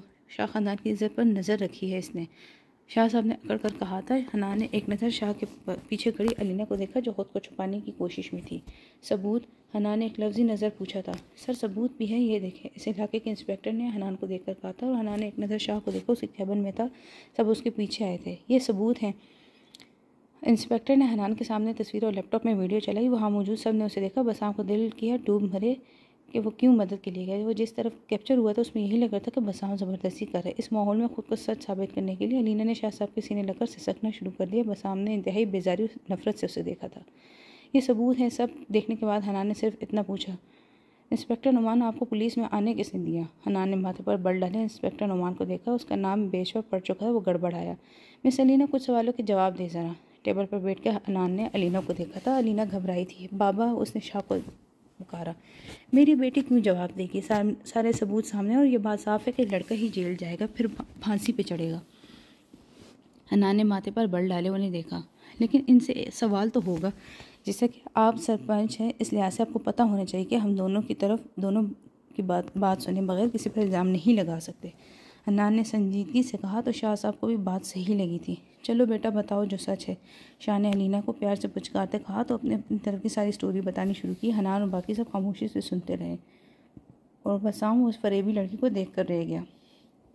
सारी बात सुन लेने के बाद हनान ने सीधे होकर बसाम की तरफ देखा जो सर झुकाए खड़ा था। फिर नज़र उसके पीछे गई जहाँ इज़्ज़त बेहराम से सब मर्दों के दरमियान खड़ी थी। वो इज़्ज़त को तो भूल गया था कि वो भी साथ आई थी। उसने उंगली के इशारे से इज़्ज़त को पास बुलाया और सबने मुड़कर इज़्ज़त कर, इधर आओ तुम। उसने अब अल्फाज इस्तेमाल किए थे। इज़्ज़त चलते हनान के करीब आई। उसने अपनी कुर्सी को हाथ से खींचकर अपने करीब किया और उसे बैठने का इशारा किया। इज़्ज़त ने बैठकर मुस्कुराकर उसे देखा। वो अब दोबारा अलीना की तरफ मुतवज्जो हो गया था। जैसा कि आपकी बेटी कह रही, वो वहाँ बसाम से मिलने गई थी और बसाम ने उसके साथ ज़बरदस्ती कोशिश की। वो वहाँ से भाग गई अपनी जान बचाकर। तो मुझे बस ये बताएं, क्या वो अपना फ़ोटोग्राफ़र साथ लेके गई थी? हनान के सुकून से पूछेगा। इस सवाल पर वहाँ सबने हनान को अजीब नज़र से देखा। बसाम ने हनान को नज़र से देखा और शाह साहब एकदम भड़के थे। क्या कहना चाह रहे हो तुम? वो शदीद गुस्से में पूछने लगे। वो आजकल पता चलता है न शाह साहब, सालगिरह वगैरह पर फोटोग्राफर बुलाए जाते हैं। अब तो लोग अपने हनीमून पर भी ले जाते हैं। तो मुझे लगा नया दौर आ गया। अब लड़कियां इज्जत लुटवाने भी फोटोग्राफर को साथ लेकर जाती हैं, क्योंकि जिस एंगल से तस्वीरें खींची गई उससे तो साफ ज़ाहिर होता है कि जानबूझकर खींची गई हैं। इस बात पर अलीना के हाथ पाँव फूले थे। शाह साहब ने पुरसोच नज़र से अलीना को देखा। नहीं, ये सब बसाम ने खींचे हैं मुझे ब्लैकमेल करने के लिए। अलीना ने जल्दी से जवाब दिया था। वो घबरा गई। अच्छा, तो ये सारी तस्वीरें कार की हैं, जैसे कि कार तुम्हारी थी, और जैसे ये तस्वीर है तो इसका मतलब तो यही निकलता है कैमरा बहुत छुपा के रखा गया था। और बसाम ने पहले तुम्हारे कार में कैमरा छुपाया कैसे? अलीना के माथे पर पसीना आया। घबराए चेहरे से उसे देखा। बसाम के दिल की धड़कन भी तेज़ हुई थी और इस वीडियो में साफ पता लग रहा है कि कोई था वहाँ जो इसकी वीडियो बना रहा था। बाबा, मैं सच बोल रही हूँ, इसे मेरे साथ ज़बरदस्ती की है। अलीना ने एकदम शाह साहब को पकड़ा था जो ऐसे थे जैसे वाकई हनान से इत्तेफाक कर रहे हैं। मैं ज़बरदस्ती आपके साथ हुई नहीं, करवाई गई है जो आपने खुद करवाई है। आपने क्या समझा पुलिस को बेवकूफ़ बनाना आसान काम है? आपके के पैसों के ज़ोर पर दूसरे पुलिस वाले बिकते होंगे। हनान अख्तर साहब सिर्फ इंसाफ करना जानता है। जानती भी हो ये बात कोर्ट तक जाएगी और आपको पुलिस को गुमराह करके बेगुनाह पर इल्ज़ाम की क्या सज़ा मिल सकती है। लेकिन शुक्र करें कि बात यहीं ख़त्म हो चुकी है। हनान ने सुकून से बोला। वहाँ सब बैठे ही सब हल हो गया था। वहाँ का इंस्पेक्टर भी देख कर रह गया। आपकी बहुत मेहरबानी है मिस्टर शाह। अपनी बेटी को सिखाएं कि औरत की इज़्ज़त कितनी नाजुक होती है। शायद इन्हें औरत की वैल्यू का पता ही नहीं है, तभी इतना गिर गई हैं। हनान ने तंजिया अलीना को देखा जो मजलूम बनी हुई थी। तुम चुप करो बाबा, ये झूठ बोल रहे हैं। ये बसाम इसका भाई है ना, इसलिए। बाबा, आप मुझ पर यकीन करें। शाह ने उसकी सीधी लहजे को देखा जबकि हनान ने माथे पर बल डाले अलीना को देखा था। मुझे सच बताओ अलीना, ये तुमने खुद किया है? शाह साहब ने सख्ती से पूछा था। बाबा, ये सब मुझे फंसा रहे हैं। वो बंद मछली पानी की मछली की तरह तड़प रही थी। सरपंच होने के नाते आपको चाहिए एक बार गौर से इन सारे सबूतों को देखकर फैसला खुद करें। हनान ने कंधे उचकाते शाह साहब को देखकर कहा था। शाह साहब की खामोशी अलीना को डरा रही थी। उसने एक नज़र सब पर डाली, फिर अपने बाप को झंझोड़ा। बाबा, ये सब चटाक थप्पड़ ने अलीना के बात को बीच में ही रोक दिया। हनान ने सुकून से मुस्कुराया था। इज़्ज़त तक डर गई थी। डर कर खड़ी हुई हनान ने उसे दोबारा बैठा दिया। बसाम ने भी हैरत से अलीना को देखा जो हैरत से अपने बाप को देख रही थी। चलो यहाँ से, जो छूट दी तुम्हें उसको बहुत फ़ायदा उठा चुकी हो। शाह साहब ने सख्ती से उसे बाजू से पकड़ा और घसीटते लेकर चले गए। बाबा, झूठे हैं सब, मुझे फंसा रहे हैं। अलीना ने कुछ कहा लेकिन वो घसीटते ले गए थे। बागी साहब ने एक दूसरे को देखा। बसाम ने सुकून का सांस लिया। वो बिना कुछ कहे भी बेगुनाह साबित हो गया था। उसे बस अलमास को सोच सोच कर परेशानी होती, जो वो आंखें जो घर से निकलते वो देखते आया था, वो अभी तक उन्हीं आंखों में गुम था। चलो तमाशा ख़त्म, घर चले सब, हनान ने उठते अपने घर वालों को कहा था। और तुम इंस्पेक्टर नुमान कल मुझसे मिलो, हनान ने साथ खड़े इंस्पेक्टर से कहा था। वो सीधे सर हिलाया था। इज़्ज़त भी खड़ी हुई थी। हनान ने बसाम को देखा, वो उसे ही देख रहा था। बसाम कुछ कहना चाहा लेकिन वो बिना कुछ ने इज़्ज़त का हाथ पकड़े निकल गया। चलो बसाम, अख्तर साहब ने उसके कंधे पर हाथ रखा तो वो भी उनके साथ बाहर आया। इज़्ज़त और हनान अपनी कार में बैठ चुके थे। हनान भाई, बसाम फ़ौरन से उसके पास पहुंचा था। शट अप, मेरे से किसी किस्म की बकवास करने की ज़रूरत नहीं है, समझे, हनान ने सख्ती से बोला। इज़्ज़त ने बसाम का चेहरा देखा जो एकदम उतर गया था। भाई मैं सिर्फ मेरी बहन से दूर रहना बसाम वहाब खान, इस वाक़े के बाद तुम्हें इस काबिल भी बिल्कुल नहीं समझता। इज़्ज़त के साथ बसाम का चेहरा भी सफ़ेद हुआ था। जो डर दिल में था वो ज़ाहिर हो गया था। वो जानता था इन दोनों की मोहब्बत को। तुम क्या समझो, मैं बेवकूफ़ हुई आंखें बंद किए घर में रहता हूँ, बसाम ने धूप निकल कर कहा था। वो सख्ती से बोल रहा था। इज़्ज़त ने एकदम हनान के हाथ को थामा। बैठो कार में, इज़्ज़त को ऑर्डर मिला था और बसाम को देखकर कार में बैठ चुकी थी। हनान ने सामने खड़े बसाम का सफ़ेद चेहरा को देखकर खुद भी कार में बैठ गया था और कार भगा ले गया था। पीछे कार की उड़ती धूल और इसमें साकत खड़ा बसाम था। हनान शदीद गुस्से में कार चला रहा था। इज़्ज़त की हिम्मत ना हुई कि कुछ बोल दे या पूछ ले। वो बस कब से उसे देख रही थी। घर आ गया, उसने कार बंद करते इज़्ज़त को देखा। अब उतरोगी या मुझे ही देखती रहोगी? उसके लहजे में नरमी का थोड़ा सा भी तासुर नहीं था। इज़्ज़त ने फ़ौरन से उसके हाथ को थामा। हनान ने माथे पर बल डाले उसे देखा। वो ताउस पढ़ना शुरू हो गई थी। पहले हनान को उसके अल्फाज समझ नहीं आए। दूसरी बार में जब समझ आए तो हनान ने आंखें छोटी किए उसे देखा, जो बिना उसे देखे आंखें बंद किए मुसलसल पड़े जा रही थी। और हनान की नज़र उसके बंद आंखों और हिलते होंठों का तवाफ कर रही थी। उसके माथे के बाल छिटकने लगे थे। इज़्ज़त ने पढ़कर उस पर फूंका था। हनान ने उसके गर्म से सांसों को अपने चेहरे पर महसूस करके आंखें बंद कर ली थी। एक तो हर वक्त आप पे शैतान चिमटा रहता है, उसने खफगी से कहा था। सामने बस उसे देख रहा था। तभी पीछे दूसरी कार भी रुकी थी जिसमें से बाकी सब निकले थे। आज जो अब उसके लहजे में नरमी थी जो सिर्फ इज़्ज़त के लिए होती थी। वो दोनों कार से उतरे। बसाम को उस हनान को समझा रहा था। हनान ने एक नज़र उसे देखा और अंदर चला गया। अंदर सफीना और शगुफ्ता दोनों परेशानी से बैठी थी। मारी की गोद में हाथ जिसे वो सुलाने की कोशिश में थी। हनान को आता देखकर वो सब खड़े हो गए। शगुफ्ता आगे आई थी। हनान शुक्र तो आ गया, देख बसाम को पुलिस ले गई है, शगुफ्ता ने बोलते पीछे देखा जहाँ सब चले आ रहे जिसमें बसाम भी था। वो एकदम बसाम की तरफ गई, उसे सीने से लगाया था। वो सब लाउंज में बैठे थे। बसाम ने बेचारगी से हनान को देखा। अख्तर साहब उन्हें पुलिस स्टेशन में हुआ सब कुछ बता रहे थे। हमारी सबके लिए चाय बना ले आई थी और हारिस को इज़्ज़त ने गोद में लेकर सुला दिया था, जबकि हनान किसी सोच में गुम था। सब उससे बसाम को दुआएं देते जब एकदम हनान की आवाज़ गूंजी थी। डैड, मैंने अलमास के लिए रिक्शा देखा है, बहुत जल्द आपको उससे मिलवाऊंगा, मुझे अलमास के काबिल लगा है। काबिल का लफ्ज़ उसने बसाम को देखे तंजिया कहा था और बसाम को लगा उसकी रूह निकल। हनान, ये बात अचानक और क्यों है, कहाँ देखा और ये कौन सा वक्त है इस बात का? अख्तर साहब ने सख्ती से पूछा था। शगुफ्ता, इज़्ज़त और वहाब ने भी परेशानी से बसाम को देखा था। मैं मिलवा दूंगा और कुछ दिनों तक फिर एक छोटी सी मंगनी की रस्म कर लेना आप लोग, और शादी इसके पेपर्स के बाद। हनान ने जैसे सब डिसाइड कर लिया था। एक मिनट, मैं इसका बाप हूँ और तुम मुझे ऐसे सारे मामले बता रहे हो जैसे मैं कोई बाहर का इंसान हूँ। अपनी बेटी के फैसले का हक मेरा भी है, अख्तर साहब ने गुस्से में सीधे होकर कहा था। अलमास जो इस सबकी बात तो आवाज़ ऊपर रोती नीचे आई थी। हनान की बातों पत्थर की सी हो गई थी। हनान, तुम्हें एकदम ऐसे फैसले क्यों कर रहे हो? एक ही बहन है हमारी और इसको ऐसे ही भेड़ बकरी की तरह किसी को भी साथ दे दें, क्या करे?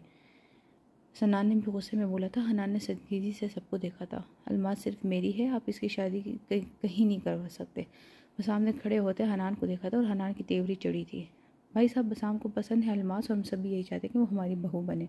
शगुफ्ता साहब ने अपनी तरफ से बात संभाली, लेकिन वहाँ किसी को समझ नहीं आ रही थी कि आखिर हो क्या रहा था। तुमसे अलमास की शादी मैं बिल्कुल नहीं करूँगा, और जो इंसान खुद को प्रोटेक्ट नहीं कर सकता वो मेरी बहन को कैसे करेगा? हर वक्त हंसी मजाक एक नॉन सीरियस बंदे हो तुम, और मैं अपनी बहन का हाथ किसी काबिल और स्ट्रॉन्ग इंसान के हाथ में दूंगा जिसे पता हो कब का क्या और कैसे करना है, और तुम खुद अभी किसी लायक नहीं हो। हनान के अल्फाज सामने खड़े बसाम के दिल पर आड़ी की तरह लगी थी। आप ऐसा नहीं कर सकते, मैं बदल लूँगा खुद को, हल्की और कमज़ोर सी आवाज़ में उसने सबको कहा था। हन्नान ने आईब्रो उठाकर उसे देखा था। जिस अल्फाज को बोलते हुए तुम हिचकिचा रहे हो वो काम कैसे करोगे?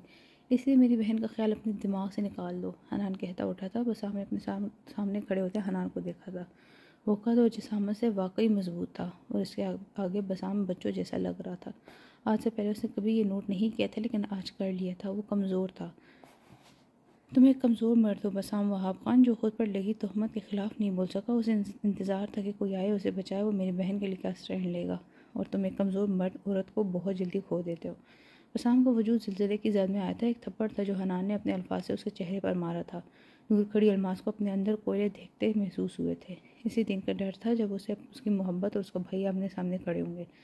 बसाम और बाकी सब उसके चेहरे को देखे बिना वो अपना वॉलेट और मोबाइल उठाकर सीढ़ियों की तरफ बढ़ा। सबने परेशानी से बसाम को देखा था। सीढ़ियों पर खड़ी अलमास को उसने एक नज़र देखा और फिर ऊपर चला गया। इज़्ज़ा भी सब में से उठकर हनान के पीछे गई थी। सब एक दूसरे को देख रहे थे सिवाय बसाम के, जो उस खाली जगह को देख रहा था जहाँ से हनान उठ के गया था। उस जगह की तरह उसका वजूद भी खाली हो चुका था। इज़्ज़ा कमरे में आई तो हनान अपनी वॉच उतारकर ड्रेसिंग टेबल पर रख रहा था और चेहरा अभी तक संजीदा था। इज़्ज़ा को तो डर लग गया था। इज़्ज़ा ने जल्दी से उसका नाइट सूट निकाल कर दिया। हनान ने पकड़ने के लिए हाथ बढ़ाया तो इज़्ज़ा ने एकदम हाथ पीछे कर लिया। हनान, आपको नहीं लगता ये ज़्यादती हो रही है अलमास के साथ? इज़्ज़ा ने बहुत हिम्मत करके बोला था और अगले ही लम्हे वो चीखी थी। हनान ने उसके कमर में हाथ डालकर उसे करीब किया था। हनान की गिरफ्त में नरमी थी लेकिन आंखें गुस्से से लाल थी। इज़्ज़ा ने डर कर उसकी आंखों को देखा। इज़्ज़ा की सांस थम गई थी जब वो उसके कंधे पर सर रख के उसे और करीब कर चुका था। ये सब सोचना तुम्हारा काम नहीं है। मैं जानता हूँ मैं क्या कर रहा हूँ। उसे बहाव में लिए वो ऐसे ही खड़ा लिया। इज़्ज़ा ने नरमी से उसके कमर को सहलाया था। हनान, आप क्यों करते हैं ऐसा? इज़्ज़ा ने नरमी से पूछा लेकिन जवाब ना दिए। वो आंखें बंद के न जाने कौन सी दुनिया में था। हनान, खामोशी का वक्फा लंबा हुआ तो इज़्ज़ा ने दोबारा उसे देखा था। वो उसके बालों से चेहरा निकाल कर हनान ने उसे देखा। इज़्ज़ा ने उसकी मोहब्बत लुटाती नज़र से नज़र चुराई थी। आप बहुत अच्छे हैं हनान। इज़्ज़ा ने झुकी नज़रों को ज़रा ऊपर कहा था। हनान हल्के से मुस्कुराया था। वैसे ये कहने वाली तुम वाहिद हो। वो हल्का सासा था। तुम्हें मुझ पर गुस्सा नहीं आता? हनान ने उसकी शर्म से लाल होते गालों को हल्के से छुआ था। नहीं, मुझे क्यों आएगा गुस्सा? इज़्ज़ा ने चेहरा उठाकर देखा। मैं तुम्हें तो इतनी तकलीफ़ देता हूँ, दुख तो होता होगा। हनान ने उसके माथे से बालों को पीछे किया था। वो होता है, इज़्ज़ा ने सच बोला था और चेहरे पर हल्की सी उदासी आई थी। तो नफ़रत नहीं होती मुझसे? तुम एक गलती की सज़ा में मुझसे बन गई, वरना तुम्हें बहुत अच्छा इंसान डिज़र्व करती थी। हनान अब उसे गौर से देख रहा था। हो सकता है अल्लाह की नज़र में आप ही मेरे लिए अच्छे इंसान हो, इसलिए तो मैं आपसे जुड़ गई। इज़्ज़ा मुस्कुराई थी। मुझे तुमसे मोहब्बत नहीं है इज़्ज़ा। एकदम इज़्ज़ा का दिल थमा था। उसने झटके से उसे देखा था। वो संजीदा था। वो ये डरता दिल में बैठ गया। वो बीवी तो बन गई लेकिन मोहब्बत नहीं। मैं जानती हूँ आपको हानि से मोहब्बत है। अब हैरान होने की बारी हनान की थी। ये किसने बताया तुम्हें? वो माथे पर बल डाले पूछ रहा था। इज़्ज़ा ने उसे देखा नहीं, वरना उसकी शक्ल से अंदाज़ा लगा लेती। हानि बताती थी कि आप उसके पीछे पड़े हैं, आप उसे बेपनाह इश्क करते थे। वो तो बहुत किस्से सुनाती थी। इज़्ज़ा का दिल बुरा होने लगा था। ये बोलते भी हनान ने आंखें छोटी किए उसे देखा। ये वो कहती थी? वो संजीदगी से पूछ रहा था। जी, और ये भी कहती थी कि आप उसके पीछे पागल हो। हनान अब थोड़ा दूर हुआ था, हाथ बंध चुके थे। और क्या कहती थी वो? इज़्ज़ा ने उसे देखा। कैसे उसकी बातें जानने के लिए बेताब है। उसे दिल में सोचा था, कुछ नहीं, अब मुझे नींद आ रही और मैं थक गई हूँ। इज़्ज़ा नज़रें चुराकर बेड की तरफ बढ़ी। हनान ने उसे कुछ कहा नहीं था, ना उसकी गलतफहमी दूर की थी। उसे उसकी आंखों में जेलसी नजर आई जिससे वो काफ़ी लुत्फानंदोज़ हो रहा था। मुंह बनाते हुए हनान को देखकर चादर में घुस गई। हनान मुस्कुराया था। इस बात से अनजान कि यह गलतफहमी में कौन सा मोड़ लेने वाली थी। दूसरी तरफ वो चादर में आती अपने आंसू साफ करने लगी। अब तो हनान के खो जाने के उसे ख्वाब तक नजर आने लगे थे। घर के बड़ों में से कोई सो ना सका था। सब बड़े रात देर तक इसी बात को डिस्कस कर रहे थे। अख्तर साहब को भी बसाम ही पसंद थे अलमास के लिए, और दूसरा वो अलमास की हालत देख चुके थे। सुबह सबके चेहरे संजीदे थे। कोई भी हनान से सीधे मुंह बात नहीं कर रहा था। अलमास अलग बुखार में तप रही थी। सफ़ीना तक हनान से नाराज़ थी। वो खाने की मेज़ पर आया तो सफ़ीना और इज़्ज़ा नाश्ता तैयार करती टेबल पर लगा रही थी। अख्तर और वहाब संजीदगी से चेहरा लिए वहीं मौजूद थे।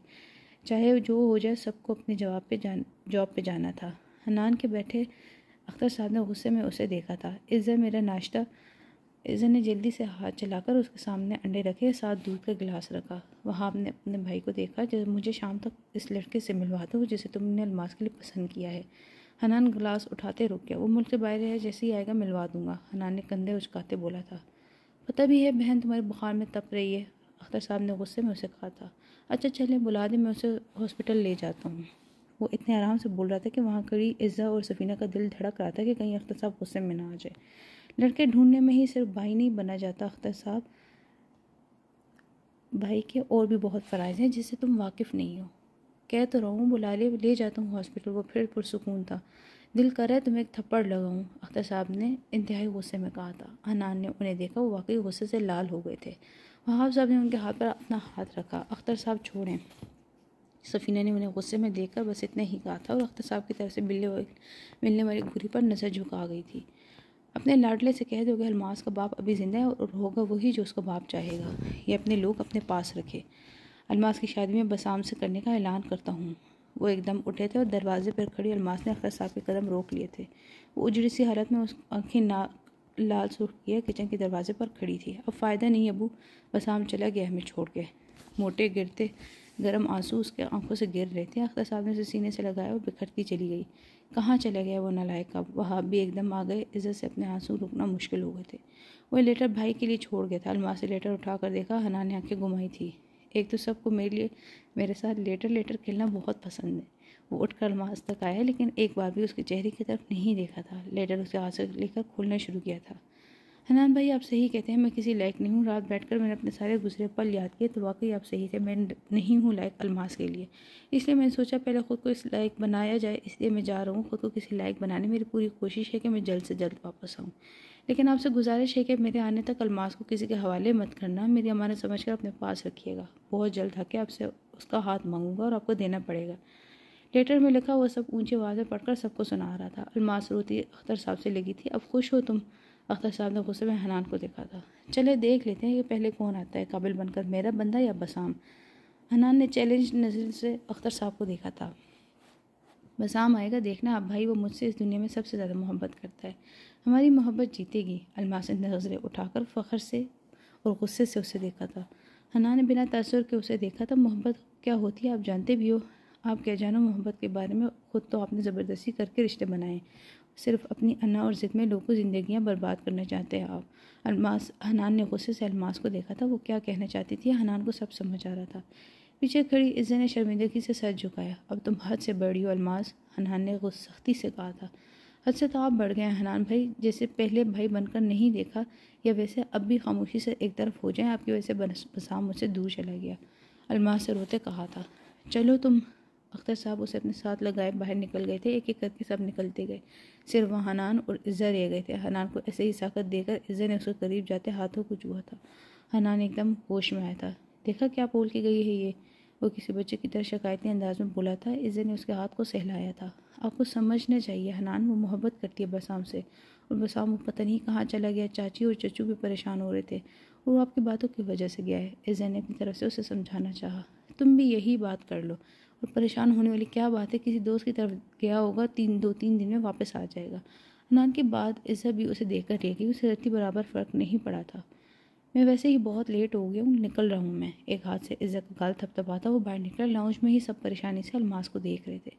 उसे एक नज़र अलमास की उजड़ी सी हालत पर नज़र डाली। वो गहरी सांस लेकर बाहर निकला। कार में बैठती वो एक नंबर डायल करता कान से लगा चुका था। एक तस्वीर भेज रहा हूँ, देखो कहाँ है, ठीक है, और उस पर नज़र रखनी है। कॉल पर बात करता वो कॉल बंद कर चुका था। फिर अगले ही सेकंड उसे बसाम की तस्वीर उस कॉल वाले को भेज दी थी।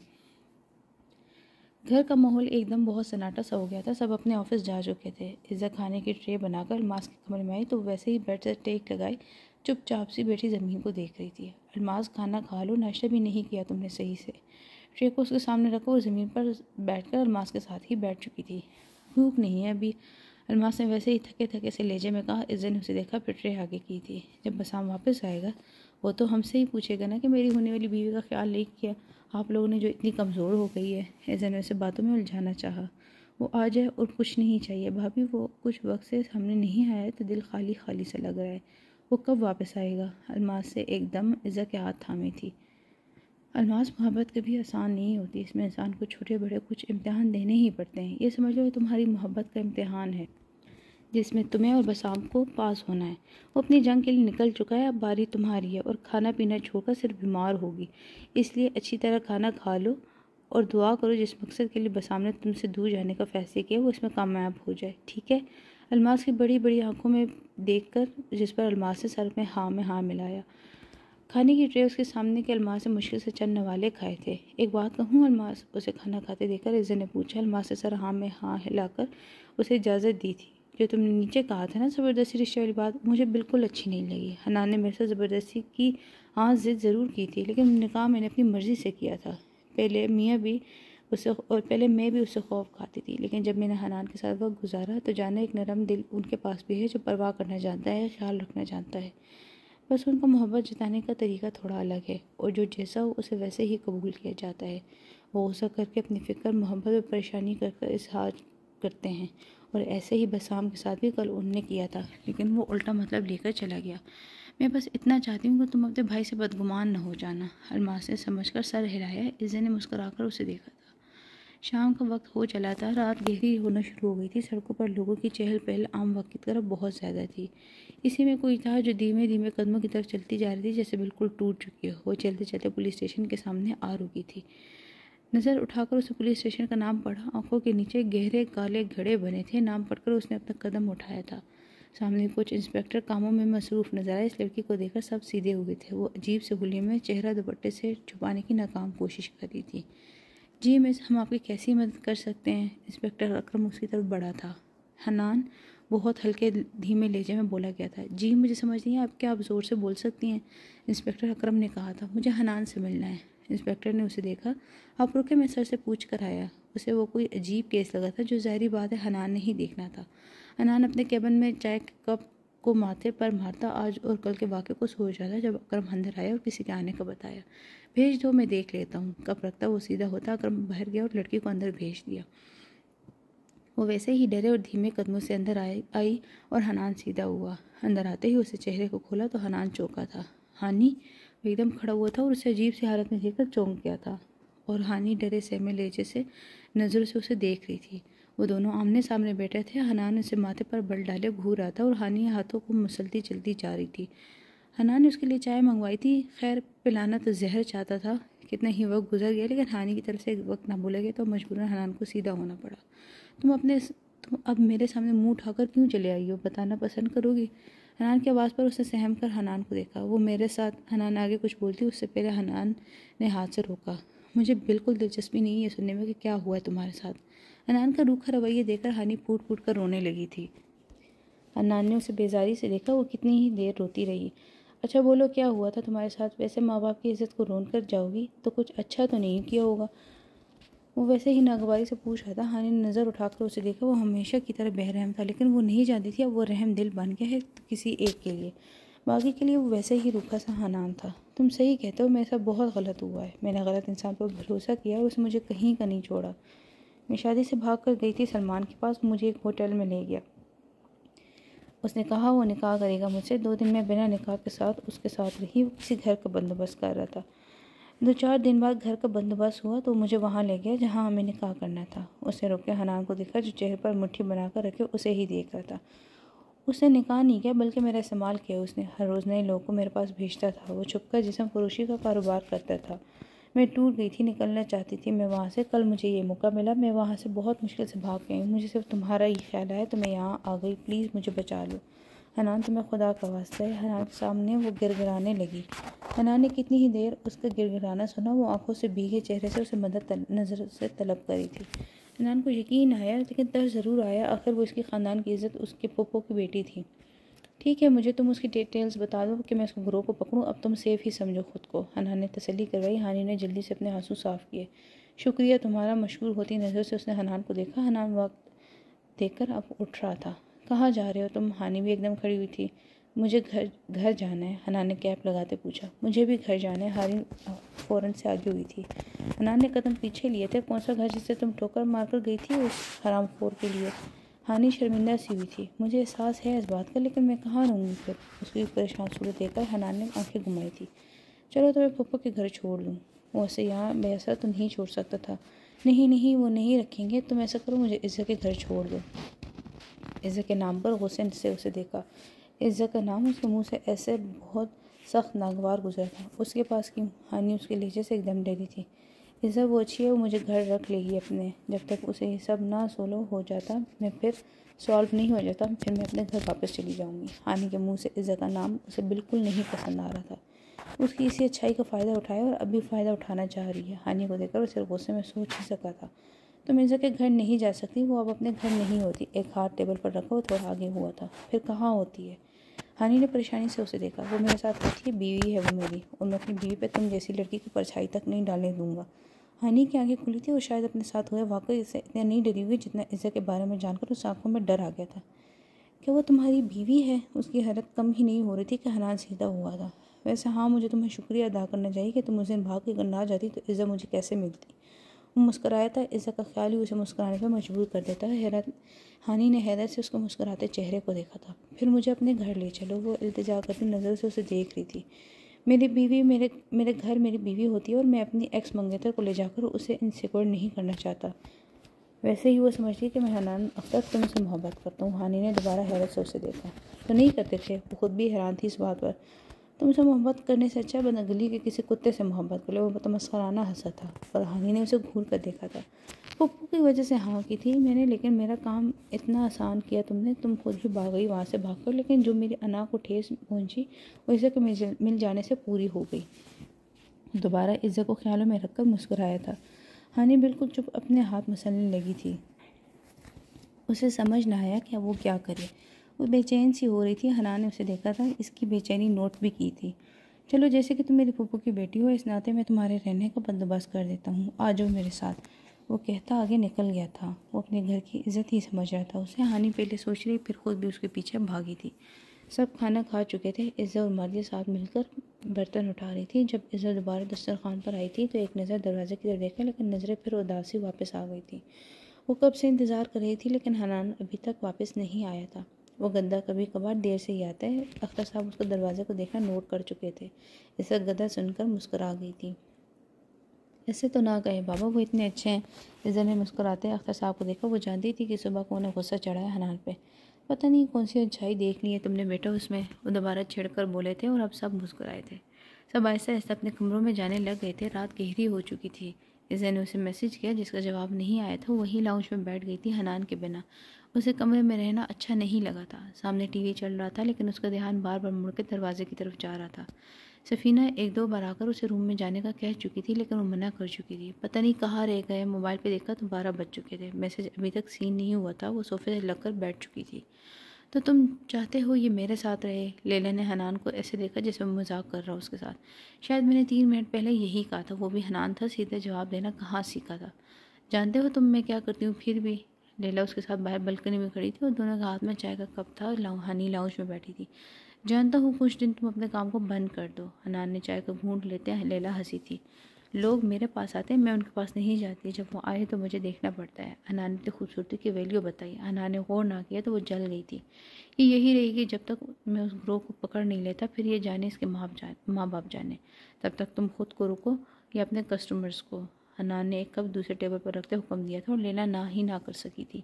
तुम्हारी एक्स है ना ये? वैसे अगर ये तुम्हारी बीवी बन के सामने आ गई तो शायद वो तुम्हें छोड़ जाए। आखिर आई भी उसकी वजह से ही है। हनान ने एकदम उसे देखा था। उसका दिल एकदम से धड़का था। उसे इज़्ज़त की रात की बात याद आई थी। वो समझती थी कि हनान हानि से मोहब्बत करता है। वो मैं देख लूँगा। अपने डर को काबू करते उसने कंधे उचकाए थे। अपने तासुरात छुपाने में माहिर था। जब तुम्हारी वाइफ और तुम्हारी अक्स दोनों चली जाएं तो एक मौका मुझे ज़रूर देना। यकीन करो हमेशा खुश रखूँगी। हनान के हाथ पर हाथ रखते लैला ने उसे अपनी तरफ माइल करना चाहा, लेकिन वो फिर भी उसका हाथ झटक चुका था जिस पर लैला ने उसे घूरा था। वो लंबे लंबे कदम लेता लाउंज में हानि के पास आया। हानि खड़ी हुई थी। हनान, मैं यहाँ नहीं रहूँगी, मुझे अपने घर ले चलो। हनान ने शदीद गुस्से में उसे देखा था।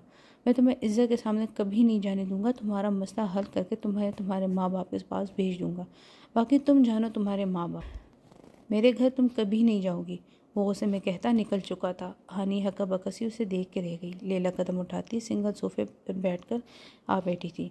हानि अभी तक वैसी ही खड़ी थी। बैठ जाओ, वो वापस आके लेकर नहीं जाएगा तुम्हें। लैला की आवाज़ पर वो मुड़ी थी। लैला सोफे पर बैठी टांग पर टांग रखे उसे देख रही थी। मैं यहाँ नहीं रह सकती, हानि ने नागवारी से कहा था। तो क्या तुम्हारे लिए 5 स्टार होटल बुक किया जाए? लैला ने भी उसी नागवारी से कहा था। वो कौन सा उसे यहाँ रखना चाहती थी, उसकी परवाह वैसी थी कुछ। मैं कल ही हनान के घर जाऊंगी। मुझे उम्मीद है मामू मामी मुझे वही रख लेंगे। हानि एक उम्मीद से कहती सोफे पर बैठी थी। मकसद क्या है तुम्हारा? हानि ने झटके से उसे देखा था। कौन सा मकसद? वो अनजान बनी थी। लैला पूरे इसरार से मुस्कुराई थी। एक औरत की चाल को औरत से बेहतर कोई नहीं समझ सकता। हानि ने थूक निकल कर लैला को देखा। वो एकदम खड़ी हुई थी। पता नहीं क्या बातें कर रही हो आप, मुझे रूम बताएं, मैं जाऊँ। लैला ने एक नज़र उस पर डाला, पीछे की तरफ इशारा किया तो वो जल्दी से भागी थी। लैला की नज़र ने उसे दूर तक उसका पीछा किया था। फिर एक मुस्कुराहट ने लैला के होंठों को छुआ था। वो घर आया तो पूरा घर अंधेरे में डूबा हुआ था। आते आते उसे 2 बज गए थे। वो लाउंज से गुजरा तो टीवी चलता देखकर रुका था। सोफों की बैक सीट सीढ़ियों की तरफ थी तो वो चलता लाउंज एरिया में आया। उसकी नज़र टीवी के जल्द देखकर रोशनी में पड़ते सोफे पर सोती इज़्ज़त पर पड़ी थी। सर लढ़क कर एक तरफ हो चुका था और वो दोनों पाँव सिमटे सोफे पर बैठी थी। हनान का दिल जैसे पुरसुकून सा हुआ था। टीवी बंद हुआ तो बस हल्की सी पीली रोशनी लाउंज में छा गई। घुटनों पर वो उसके करीब बैठ गया और उसके हाथों से उसके माथे से बालों को पीछे किया था। मेरी शहजादी, मेरे दिल का सुकून। इज़्ज़त के चेहरे पर एक हाथ रखे उसे दिल ही दिल में उसे मुखातिब किया। फिर झुक कर उसे बाहों में उठाया तो इज़्ज़त एकदम से भड़बड़ा कर उठी थी और हनान चलते चलते रुका था। हनान, आप, अल्लाह जी ये क्या कर रहे हैं आप? वो एकदम से पूरे होश में आई थी। खुद को हनान की बाहों में देखकर बौखलाई थी। अपनी बीवी की मदद कर रहा हूँ कमरे में ले जाने के लिए, हनान ने इतने ही सुकून से जवाब दिया था। इज़्ज़त ने सर उठाकर इधर उधर देखा। हम लाउंज में, हनान मुझे नीचे उतारें, इज़्ज़त ने उसे और बेचारगी से कहा था तो हनान मुस्कुरा उठा। वो डर रही थी कि कोई देख न ले। घर वालों से ज़्यादा मैं ख़तरनाक हूँ, मेरे से डरती नहीं हो? अपनी नाक उसकी नाक पर रगड़ कर हनान ने शरारती लहजे में कहा। अल्लाह मुझे आप जैसी बला से बचाए। इज़्ज़त मुस्कुरा गई थी। मेरे अलावा अल्लाह तुम्हें हर बला से बचाए। उसके माथे से अपना माथा टकराया था। लाउंज के बीच में हनान उसे बाहों में उठाए खड़ा था। चारों तरफ अंधेरा था। इज़्ज़त ने उतरने की कोशिश की थी जिस पर हनान उसे और करीब कर चुका था और इज़्ज़त का चेहरा छुप गया। दोनों की धड़कन ने शोर मचाया। आपने खाना खाया? शर्म से चूर लहजे में उसने पूछा। नहीं, अब भूख नहीं है, हनान ने बेचारगी से कहा। तो आप उतारें मुझे, मैं आपके लिए खाना लेकर आती हूँ। चलो फिर किचन में। वो उसे ऐसे ही उठाए किचन में ले गए। किचन में उसे शेल्फ पर बिठाकर खुद अपना खाना निकाला और उसके सामने आया। वो इस वक्त इज़्ज़त को तंग करने के मूड में था। खिलाओ मुझे। उसके हाथ में प्लेट पकड़ाकर वो उसके सामने उसके बहुत करीब आ गया था। इज़्ज़त ने नज़र उठाकर देखा तो नज़र मिलाने के काबिल नहीं रही थी। उसकी धड़कन बहुत तेज़ थी। हनान महबूब सा उसे देखे जा रहा था। उसकी उठती गिरती नज़रें उसे पागल कर रही थी। बहुत मुश्किल से एक नवाला बनाकर उसे हनान की तरफ बढ़ाया। हनान ने नवाला खाते उसकी उंगलियों को भी अपने होंठों से छुआ था। एक करंट था जो कि इज़्ज़त के सर से पांव तक गुजरा था। वो झुरझुरी लेकर रह गई थी। हनान ने मुस्कुराते उसकी हालत देखी थी, फिर झुककर उसकी सुर्ख होती नाक को 2 उंगलियों में दबाया। रात की इस सुनसान माहौल में सिर्फ इज़्ज़त की धड़कनों का शोर किचन में फैला हुआ था। तुम्हारी नोज़ इस वक्त बिल्कुल चेरी जैसी लग रही है, माई लिटिल चेरी। इतनी क्यूट हो तुम, दिल करता है खा जाऊँ। आपको खाना नहीं खाना? खफगी से पूछा गया था। नहीं, अब मेरा मूड चेंज हो गया। भूख पेट से होती दिल में चली गई है और मेरे दिल को लिटिल चेरी वाली भूख लगी है। उसकी बात पर इज़्ज़त ने दोनों हाथों से चेहरा छुपाया था। हनान मुस्कुरा उठा था। ऐसी बातें नहीं किया करे, शर्म आती है। हाथों के पीछे से इज़्ज़त की घुटी घुटी सी आवाज़ आई थी। मेरी शर्मीली बीवी। उसके माथे को होंठों से छूता वो पीछे हुआ था। हटा लो हाथ, नहीं तंग कर, अब मैं खाना खा रहा हूँ। इज़्ज़त ने उसकी आवाज़ पर हाथ हटाकर देखा। वो वाकई टेबल पर खाना रखकर कुर्सी पर बैठ चुका था। ये तुमने बनाया है? कीमा आलू को एक नवाले खाते से सरसरी से पूछा था। नहीं, आपकी मम्मी ने बनाया, मुझे नहीं आता बनाना। वो भी उसके साथ वाली कुर्सी पर आकर बैठ चुकी थी। तुमने खाना खा लिया? मुसलसल अपने खाने में लगे वो इज़्ज़त से भी यही सवाल पे सवाल कर रहा था। जी खा लिया था, इज़्ज़त ने टेबल को खुरचते जवाब दिया था। बदतमीज़ लड़की, शोर से पहले खाना खा लिया। इज़्ज़त के सर को हल्के से दबकते उसने कहा था। इज़्ज़त ने बुरा सा मुंह बनाकर उसे घूरा था। आप तो लेट आए, मेरे पेट पे चूहे फोत हो जाते उस वक्त तक। फिरंगी कब्र में कहाँ बनाती, इसलिए मैंने खाना खा लिया। आखिरी बात पर कंधे उचकाकर हंसी थी। हनान ने आंखें छोटी की उसे देखा। खाना बनाना सीखो, मैं तुम्हारे हाथ का खाना खाया करूँगा। इज़्ज़त ने उसको आंखें टपटपा के देखा था। क्या सीखूँ? आपके पसंदीदा खाने कौन से हैं वो बताएं। गालों पर उंगली रखे उसने सोचने के अंदाज में पूछा था। मुझे तो पाए पसंद। हनान ख़त्म कर चुका था। अब वो पानी पीता उसे ही देख रहा था। इसे उसकी पसंदीदा डिश पर मुंह बना चुकी थी। वो थोड़ा मुश्किल है बनाना, कोई और बताएं। हनान ने पानी पीते पीते उसे देखा। वो मासूम सा चेहरा बनाए उसे देख रही थी। रात के 2 बजे वो दोनों किचन में पसंदीदा खाने डिस्कस कर रहे थे और वो दोनों की दोनों ही आंखों से गायब थी। आंखों में सिर्फ एक दूसरे का चेहरा था। दूसरे नंबर पर मुझे सिंगापुरियन राइस पसंद है। इज़्ज़त का मुंह खुला था। वो तो बहुत मुश्किल है। दूसरे नंबर पर क्या तीसरे नंबर पर क्या पसंद है आपको? हन्ना ने बहुत मुश्किल से मुस्कुराहट दबाई थी। निहारी, उसने एक लफ्ज़ी जवाब दिया। हाँ, ये मैं सीख सकती हूँ। वो एकदम चहकी थी। हनान मुस्कुराया था। वैसे मुझे चिकन कढ़ाई बारबेक्यू बहुत पसंद है। टेबल पर उंगली फेरते उसने अपनी भी पसंद हनान तक पहुँचाई थी। तो तुम चाहती हो कि मैं भी ये बनाना सीखूं? हनान ने हाथ बांधकर पूछा और इज़्ज़त ने जल्दी से सर में हाँ हिलाया था। मैं आपकी पसंद का सीखती, आप मेरी पसंद का कैसा? इज़्ज़त ने चिटकी बजाकर कहा था। हनान उसकी खुशी से दमकते चेहरे को देखा। जो मेरी बीवी चाहे। इज़्ज़त छुई मुई से हो गई थी उसके जवाब पर। चलो अब चलकर सोते हैं, बहुत बातें हो गई। उसका हाथ थाम कर खड़ा हुआ था। इज़्ज़त भी मुस्कुराती शर्माती उसके साथ चल पड़ी। वो कभी कभी बहुत बदल चुका था और इज़्ज़त पिघल जाती थी। रुको, अभी बाइक बंद ना करो, मुझे ज़रा किताबें लेनी है, तो चलो मेरे साथ। वो एकदम जल्दी बाइक के सामने आई थी, बस सामने डर कर बाइक को ब्रेक लगाई जो अलमास से 1 इंच के फासले पर रुकी थी। दिमाग ख़राब है तुम्हारा, रुकने का इंतज़ार तो करती है। बस सामने गुस्से में उसे डांटा था, जिसका वो कोई भी असर लिए ना बिना उसके पीछे बैठ गई थी। वापस आकर डांट लेना, अभी तो चलो ना, मुझे बुक लेनी है। बस सामने घूरा था उसे। कौन सी बुक लेनी है वैसे? बाइक को किक मारते वो स्टार्ट कर चुका था। यार वो आज कॉलेज में लड़की ने एक नॉवल का नाम बताया, लेकिन नेट पर नहीं है, वो बुक फॉर्म पे मिलेगा, वहीं लेना है। उसके कंधे को थपकते अपनी बात बताई थी। बस वो एक मुकम्मल उसकी तरफ घूम रही थी। ये शहीद होने का शौक़ तुम्हें नॉवल की वजह से चढ़ा था? हाँ ना, चलो भाई आने से पहले चलो ना। अलमास ने इल्तिजा की थी। शाम सर पर आ चुकी थी, वो घर के बाहर खड़े थे। कोई नहीं, उतरो नीचे, मैं थका हूँ अभी। वो कहता नहीं उतरा था, लेकिन बाइक को हैंडल से पकड़ कर खड़ा था, वहाँ अलमास गिर न जाए। नखरे ना करो बसाम, अलमास ने उसके कंधे पर थप लगाते गुस्से में कहा था। पैसे हैं तुम्हारे पास? वो अब उसे जांच रहा था। हाँ है, मम्मी से लेकर आई हूँ। उसने नोटों का उसको सामने लहराया, जिसे बसाम ने झपटा था। वो एकदम बाइक से उतरी थी। मेरे पैसे वापस दो। वो बाइक स्टैंड पर लगा कि नोट को जेब में डाल चुका था। एक कप चाय पिला, फिर लेकर जाऊँगा। आ जाओ। वो मज़े से अंदर की तरफ बढ़ा था। बसाम पीछे अलमास से दांत पीस कर उसे कहा, यस डार्लिंग। वो मुट्ठा उसे छेड़ रहा था। मैं तुम्हारा खून पी जाऊंगी। अलमास से दोनों हाथ चुड़ैलों की तरह उसकी तरफ बढ़ाए थे, लेकिन बसाम के चेहरे पर हंसी नहीं रुक रही थी। शौक से पीना, पहले मुझे चाय पिला दो। आ जाओ, शाबाश। वो कहता अंदर बढ़ गया था। अलमास पाँव पटकती उसके पीछे भागी थी। उसने करवट बदली तो रूम पूरी तरह से रोशन था। बाहर से सूरज की रोशनी ने कमरे को मुकम्मल रोशन कर दिया था। वो कितनी ही देर पलक झपके सूरज की तरफ देखती रही। उसे याद पड़ता था कि वो बसाम को अब जब सोच रही थी तो अंधेरा था। शायद वो पूरी रात उसे ही सोचती रही थी। एक पल को भी वो उसके जहन से गाफिल नहीं हो रहा था। मैं बीमार पड़ चुकी थी। बसाम को गए हफ्ता हुआ था, लेकिन अलमास को लगा सदियाँ गुजरी होंगी। दरवाज़ा खोलकर सफीना अंदर आई तो उसने आंखें बंद कर ली। वो माँ थी, उसकी भीगी पलकें देख चुकी थी। हाथ माथे पर रखकर बुखार चेक किया तो वो अभी भी था।